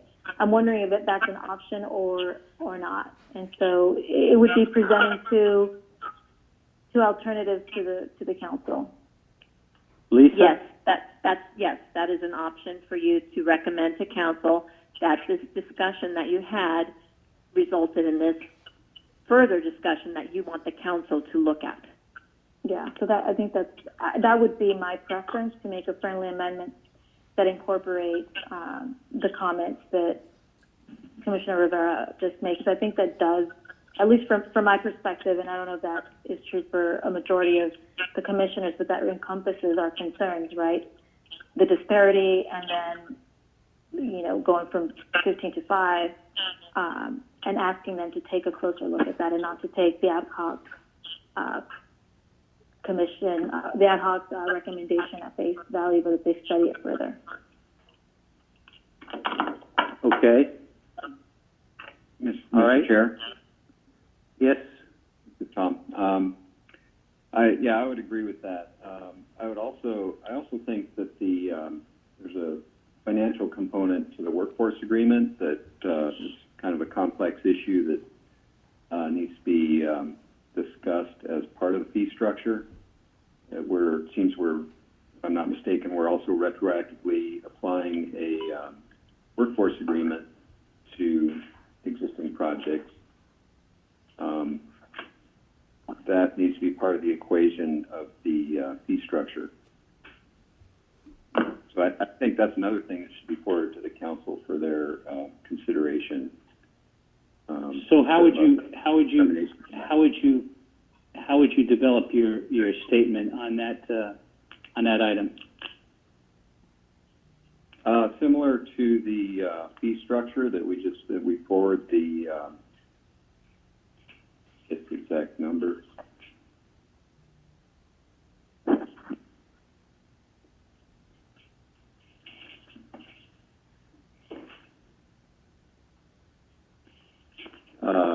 We forward the section 41-1909, Article 5 to the council for further refinement. 41-1909. Point 5. Point 5, which Fan reviewed the changes that are there. You're looking at your perspective that you want to look at is based on financial impact?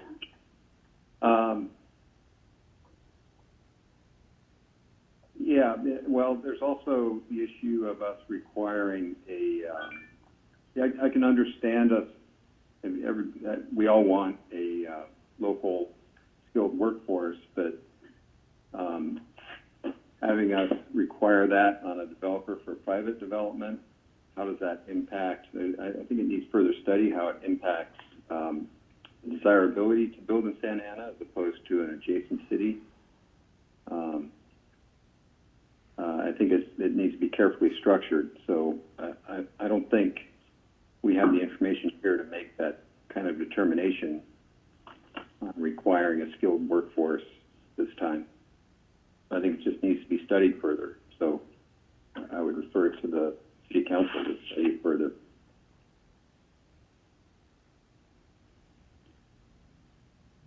Okay, but so you're just asking it to be studied. I mean, the one thing that's being put forth is the recommendations as to how that section 5 is noted, and you're asking for some financial analysis. Once it's been defined, you're asking for the financial analysis of that set of statements. Yes, and impact on desirability to build in Santa Ana.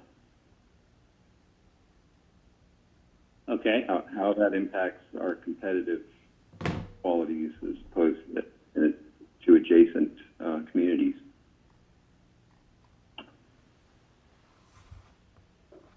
Okay. So, all right. This is Ty. May I make a comment on all the other Go ahead. comments? Go ahead, Ty. So I definitely understand that there are. So for me, it is very much important that we are going to amend this fee to require a lower fee, that we get a benefit for our residents, for the people who work here and live here. Otherwise, I think that it's kind of missing the point, because I don't want to benefit, frankly, workers from Riverside or the Inland Empire. I want to benefit the workers who live here. So, if there's a lot of disagreement, we can also make no recommendation to the City Council and ask that staff provide more in-depth study and research, regarding the fees, regarding this Commissioner Morris's concerns regarding the skilled and trained workforce, but to me that is very important. I think that is part of the main incentive to lower the fees, but actually get something back for our community specifically. So that's not something. If I make a motion, I think that's this time. Yeah. Yeah, I would echo what Fan just said, is that I think there is some kind of a give back on that makes sense, especially with the assumption that we're trying to get labor force from Santa Ana. I mean, hopefully, to answer your question differently, hopefully if projects go ahead and we're successful at those projects, people will want to do more business in Santa Ana. They won't want to do more construction in Santa Ana because we have a skilled and trained workforce. And I think there's no questions about, we always have to look at the financial aspects of things, but I think that's what I would see benefiting. If we get up and running, we start shoveling dirt, we get into the projects, and we have a good workforce here locally, people will want to construct here if they've got a good workforce. So, but your comment is good, and I think we should take that into consideration as we move forward with our recommendations. Tom. Yeah, well, I fully agree. We need a skilled workforce.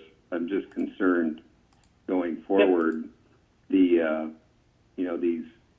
incentives are going to expire, but we will still have all the requirements for the skilled workforce. So I just want to make sure that we're not shooting ourselves in the foot. Right, but also that's for a developer that opts to pay the in lieu payment. They can also build on site instead of paying the fee. Right. They have that option. Perfect. Correct. Perfect comment. Yep. So, Mr. Chairman, this That is option. Steve Mendoza. Steve, please speak. So what you have is many suggested changes. You don't have total agreement on all of the items, and that's understood. It's easy to understand. But I think staff can take what all the issues are and what the suggested changes are and paraphrase those and provide those to City Council along with the recordings of the meetings, and we can move this forward. Good enough. Thank you for the recommendation. Given that statement, one other thing that I would put as an item on the list is that there was a comment made by one of the speakers about potentially extending the period from 6 months to maybe 9 months or a year for just those 8 projects. For just those 8 projects on the table. That's just a comment I would want to throw out. Other than that, do we have everything that we need to have at this point in time to put a motion together and take a vote?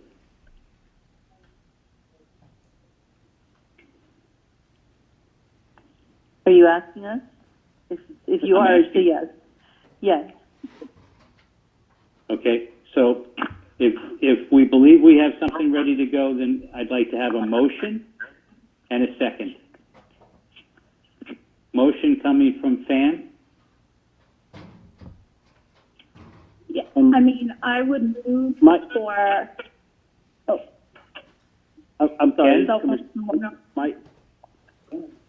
My question is still that her motion, I believe, is a 9 amended item, but leaving the word change on the dollar as is, and I would like to amend that if that's possible. If we can make a motion for that. Felix or Commissioners, I would propose. I would make a friendly amendment, adding asking council to discuss and review the 2 different options on the fee that Lisa said we can present, and I'm hopeful that it would be accepted. and then we could take a vote. Does that work with you, Felix? Yeah, I mean, the way I wanted to see it was the $5 for the 8 entitled projects. That way we can and changing that word that all the stuff that Commissioner Pham talked about was, you know, leaving the lump sum payment at the first permit pool and the labor force from Santa Ana for those for all of them, and moving the new projects from 5 to 10. That way we can get those 8 rolling and we can get that worked on. And the new ones can come in at 10. Mr. Chair, Mr. Chair, Yes. this is Cynthia. If I may, could we Cynthia? just perhaps add this conversation that we're having to be part of the recommendation? That they take a look at what we're saying and in regards to the whole approach to the Yes. I think Steve Mendoza. We can have your list. Right, we can have your list, and on the section that regards fees, we can have that a lively discussion ensued between the commissioners and the different aspects that you want them to further review. Okay, so then we I'm wouldn't not sure have to take I'm not sure it was a lively discussion, but. Say so. She's a writer. She's a writer. Okay, sorry. Spirited. Spirited. I like that. I think There you go. That's a good word. Right, we can list out the different options that you discussed that you want them to further review. Okay. And would that cut in, Lisa, as a friendly amendment? Yes, that could be an amendment to the motion, perfect. because her motion was basically keep it as is, and now with the discussion that you've all discussed, we can have the different review items that you want, like new entitlements, this, previously entitled this, and have the different discussion items that you discussed. Excellent. Okay, thank you. Thank you, Lisa. Okay. Mr. All Chairman, right, so, yeah. Go ahead, Ken. I would like, if possible, to make a recommendation that the ad hoc committee have studied and recommended $5 for square foot fee, and I believe the staff recommended $10 per square foot. I would like to propose, if possible, for the fee. Our job is recommend to the city council what the fee should be, what the amendment should be. So I would like, if possible, to propose that the recommended fee for $8 square foot for the first 8 projects. Yes. Ken, let me just. I'm going to ask Lisa and Min to chime in as I bring this comment. To me, I think we established up front the fact that we're not, the Planning Commission is not asked to or asked for input relative to fees. Fees are strictly those that are negotiated and managed by the council. So right now we have fees that the council ad hoc committee has essentially proposed. And I think staying within the boundaries of what they've proposed is really where we have to be at this point in time, not arbitrarily assigning what we think the number should be. Lisa, is that correct? Yes. Correct, No, Chair. that's correct. So normally your purview as a planning commission, you're not normally setting fees. That's not your purview or your role. You're looking at developments and projects and applications. So this ordinance was brought to you by the ad hoc committee with their number. You don't know exactly how they got to that number, and you've raised some questions and concerns about the numbers. And so what we're talking about with the motion is putting in a outline of your discussion and what you want them to look at when they make their final decision on their ordinance revision. right? So I appreciate your proposal, Ken, but I think at this point in time, what we are dealing with is 3 numbers three numbers that have been presented in this ordinance, and all we have talked about doing is potentially shifting the amount to a different category, but not changing the amounts that have already been stated in the ordinance. So I'd like to stick with that and say that we have $10, or excuse me, we have $15 current fee, $10 proposed fee for the 8 projects that are on the table, and $5 fee for future projects. And the friendly amendment to that has been that it would be a flip where you would have $15 today for the projects, go to $5, and then the future would be $10. Those are two different proposals, but still within the boundaries of the fees that have been put forward by the ad hoc committee at this point. Does that help, Ken? Yeah, thank you. I would support with the $5 for the current approved project and $10 for all the future project. I would support that amendment. Okay, all right. Thank you on that one. Appreciate that. Okay. Mark, so I just want to make sure, I may have missed, I don't know if I heard all of what you said, but I just want to make sure that one of those comments was a 10-10 split as well. So 10 for current and 10 for new. 10 for current and 10 for future. New, correct. We will be able to provide the council with a summary of the discussion here, and we will provide the council with the different perspective that is being presented. So I think it's understood that the commission wants to provide clarity for current projects that are under entitlement and for future projects. And if there's desire to lower the fee, then it should be lower for the current entitled project and be at about $10 for the future project. So express those discussions and provide the city council with what was concern raised, the concerns raised here by the commission. So. Okay. Mr. Chairman, all right. this is So, Cynthia. Cynthia, go ahead. I'd like to second Commissioner Tan's motion and with the amendment of our discussion of the different levels of fees. Our lively discussion. Our lively discussion. Yes, there you go. Spirited. Spirited was the word. Spirited and lively. There you go. Spirited and lively. Okay. At 9:12 at night. At 9:12 at night, anything is going to be spirited and lively. Okay. So we have a motion. We have a second, and we have a friendly amendment from Commissioner Felix. Any other comments, discussions that you'd like to have at this point in time?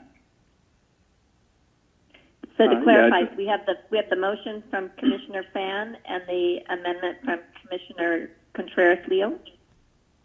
We have the second from Contreras-Leo. We have an amendment from Felix Rivera. Regarding the discussion on fees.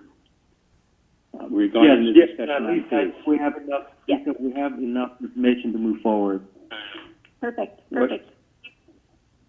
Commissioner. Okay. Chairman Hoffman. Yes. I have a question. So what is the motion on the inclusionary housing fund clause, where monies may be used to pay for one-time programs for code enforcement? Let me present there, if I may. The consensus of the commission there is to ask the city council consider to narrow the scope of spending so that there is a nexus between the spending and code enforcement action. If that should be the case, that would focus on affordable housing projects and not just any type of enforcement. Okay. So that sounds great. Does that help? Yes. Okay. And Where are we? what, Just out of curiosity, Tom, can you? What page are you referring to at this point in time on this I'm sorry, discussion? 1-18. 1-18. Okay, and that's so 1-18 is Inclusionary Housing Fund? Section 41, Inclusionary. 1909, subsection Yep, got it. A1. Yeah.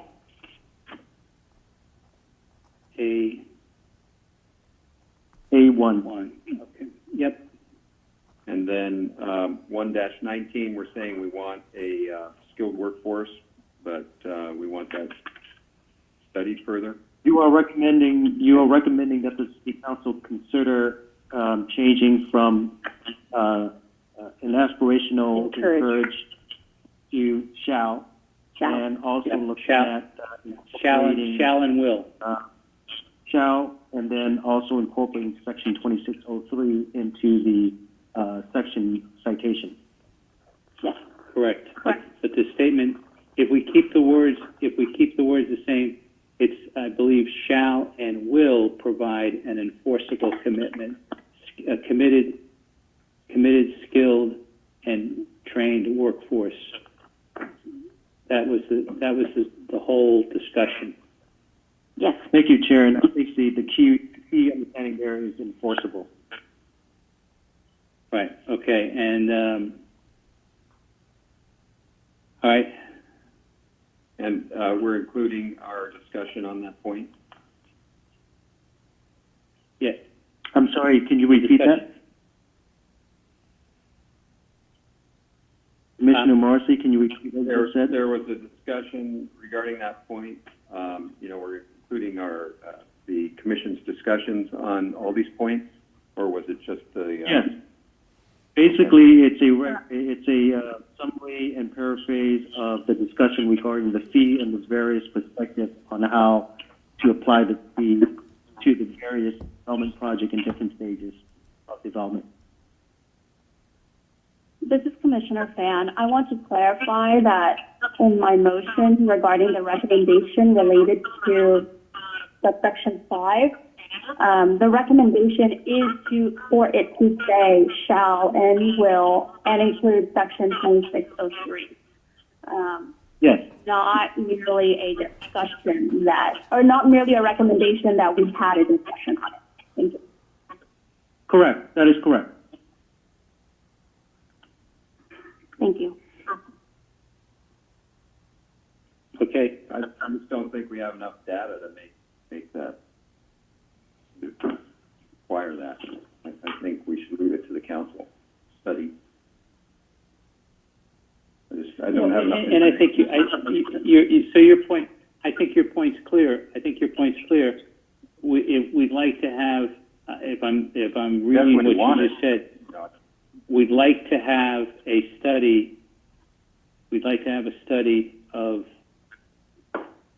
the ones. Before I lose my train of thought here, go back to the page. You'd like to study more of the enforceable commitment,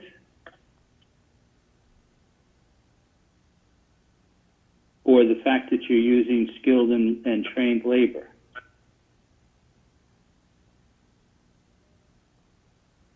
Tom? Well, I don't know what the fiscal impact is. I'm not familiar with this market enough to understand how the developers would do that requirement. So I just think it needs to be studied further. I don't know if there could be all sorts of impacts that I don't understand. I don't think we have enough information to understand here. We can recommend to do it. I think it's a good idea, but I think it needs to be studied further. Well, then we'll recommend it. We'll recommend it with a caveat that says, that look at how to make this feasible. Concerns were raised about the cost. Yeah. But I think that's an option that's an option that the developer is choosing rather than building on site. Right. Right. So I would recommend that particular recommendation is for the council to consider the word shall make an enforceable commitment with a recommendation to evaluate also the financial impact to projects should that be the choice of the city council to move forward with that requirement. But if the city council decide not to forward to shall and should, then, this whole discussion would be not applicable. Correct. So I think that's where the recommendation. Fair statement. Okay. Okay, Fan, do you have anything else? Yes, You due want to to the numerous comments, can we make sure that staff reads back the motion to make sure we're all on the same page? Yeah, I agree. We should do that. Who's going to jump up and do that? Are we ready? Are you ready?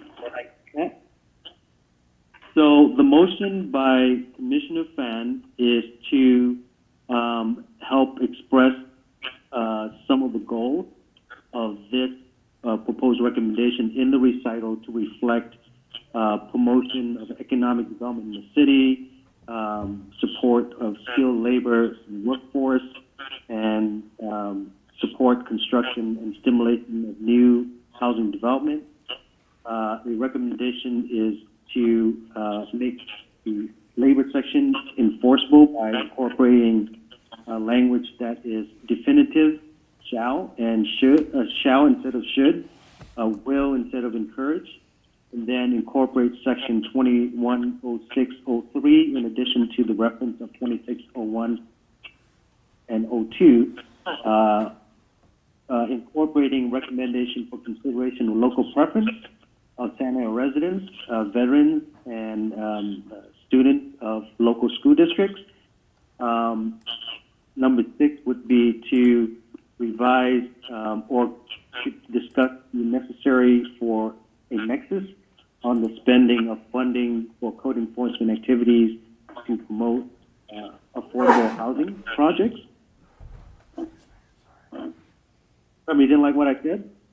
Bless you. Somebody die back there? Who died? Incorporate a consideration to a 2-year period similar to the current review requirement. Also to consider language for reverting to the previous language of payment of fee at the time of first issuance of permit. Looking at writing the 12 months entitlement project for entitlement project instead of 11 months, and then with a summary discussion of the Planning Commission regarding the fee and the various different perspectives on how the fee should be applied for projects at various stages of development, including projects that have been entitled and projects that are in the future. So I believe that summarizes the motion. Okay, and with respect to the fees? The fees, we'll have a discussion, provide the various perspective of fees. One perspective is to flip the $5 and $10 to be where the $5 applies to entitled projects, and the $10 would be for future projects, and then also a discussion of potentially just making it the same for all projects at $10. Okay. You know, I just think it's kind of random. We're just kind of randomly putting numbers to fees. There's no basis. Are you stating that, Tom, in relationship to what we're proposing now, or are you stating that in relationship to what the ordinance proposed to start with? I think both. There was really no basis for it from what I can see. I think we just need to refer the fee issue to council And, That's what you're doing, Commissioner Moore. Not That's make what a you're doing. recommendation. Correct. You're referring the fees to the commission, to the council with a summary of the discussion by the city. And I will make a note, in addition to what I expressed, is your concern about basis for the fee. Okay, thank you. I appreciate that. Okay? Min, Any can I other just commissioners? confirm- Yeah, I just want to confirm that I did miss the Nexus code enforcement language in your summary. Yes, the summary includes the nexus for making sure that the Affordable Housing Fund, if, with the code enforcement, that there would be a nexus between the administrative code enforcement activity with enhancement and promotion of affordable housing development projects. Thank you. Okay. Any other commissioners' comments at this point in time? Ty, do we believe at this point that what Min just recited back to us is consistent with what you've got on your list? Yes, I think so. I'm excited for us to vote on this and have council figure it out. Okay. All right. With that said, Madam Secretary, will you please do a roll call vote? Sure. Commissioner Morrissey. Sarah, your voice has changed, Sarah. It's been that long of a meeting. It's getting late. It's getting late. Mr. Chairman, we're trying to be serious to vote here. All right. Commissioner Morrissey. Just stay spirited. Vote aye. Thank you. Commissioner Garcia. It is a spirited aye as well. Thank you. Commissioner Wynn. Definitely aye. Thank you. Commissioner Fan. Yes. Thank you. Commissioner Rivera. Aye. Thank you. And then let's see. Vice Chair Contreras Leo. Aye. All right. And then Chairman McLaughlin. Aye. All right. The motion passes unanimously. Okay, thank you, commissioners, and thank you, staff, for getting us through this. I appreciate the input that we received from the community. I think obviously the time we've spent on this was well spent because there was a lot of good thoughts that came out of the documentation that we were presented with, and I think that the questions were good from the standpoint of the commissioners, and the comments from the audience were good. And I'm just happy that we're able to get to the end as we have at this point in time. So the motion is approved. We will move on to staff comments.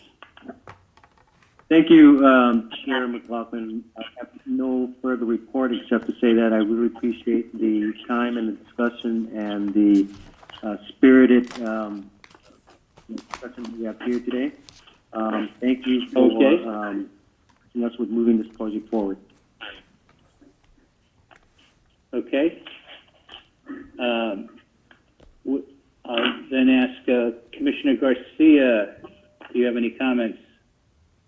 No more for me tonight. Thank you. You're commented out. Yes. Okay. Commissioner Morrissey. No further comments for me. Thank Okay. you, Mark. Appreciate that. Commissioner Rivera.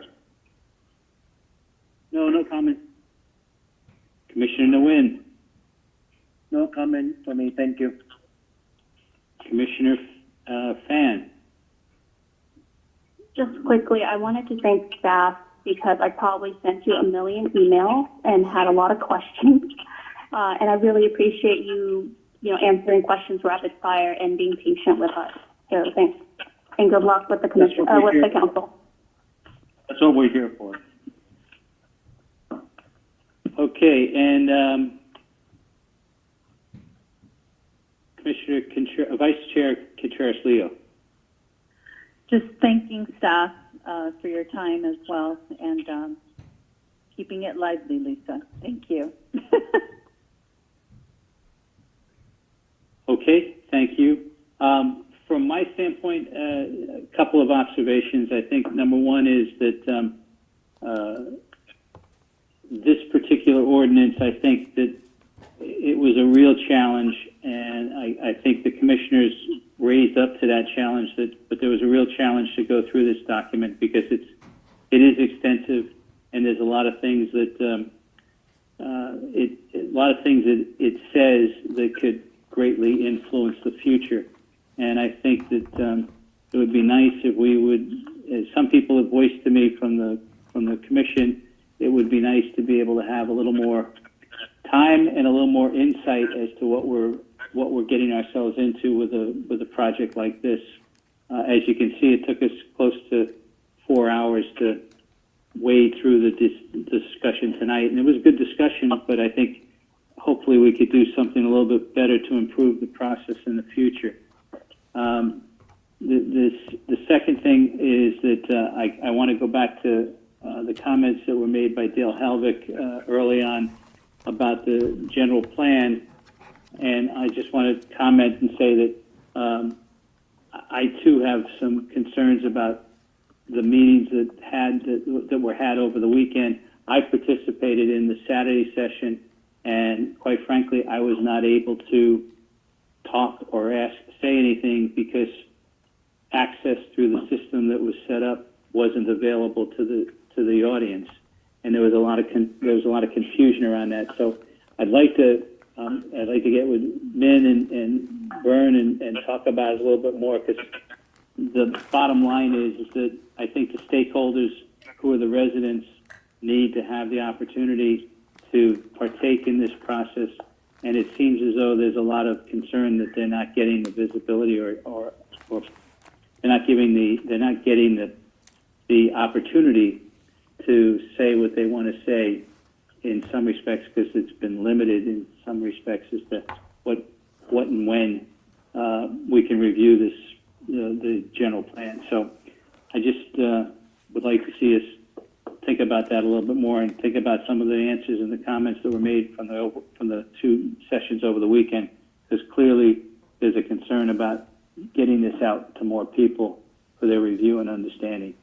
The presentation that Bernie did was good. It's just the audience that listened to what he had to say was small. So with that, I will say that we'll adjourn the meeting tonight, and our next meeting will be on Monday, August 10th at 5:30. It'll be a regularly scheduled meeting, and I appreciate everybody's taking the time to go through what we did tonight. Thank you. Meeting's adjourned. Thank you, Mark. Thank you all. Thank you all. Good Bye. Good night. night.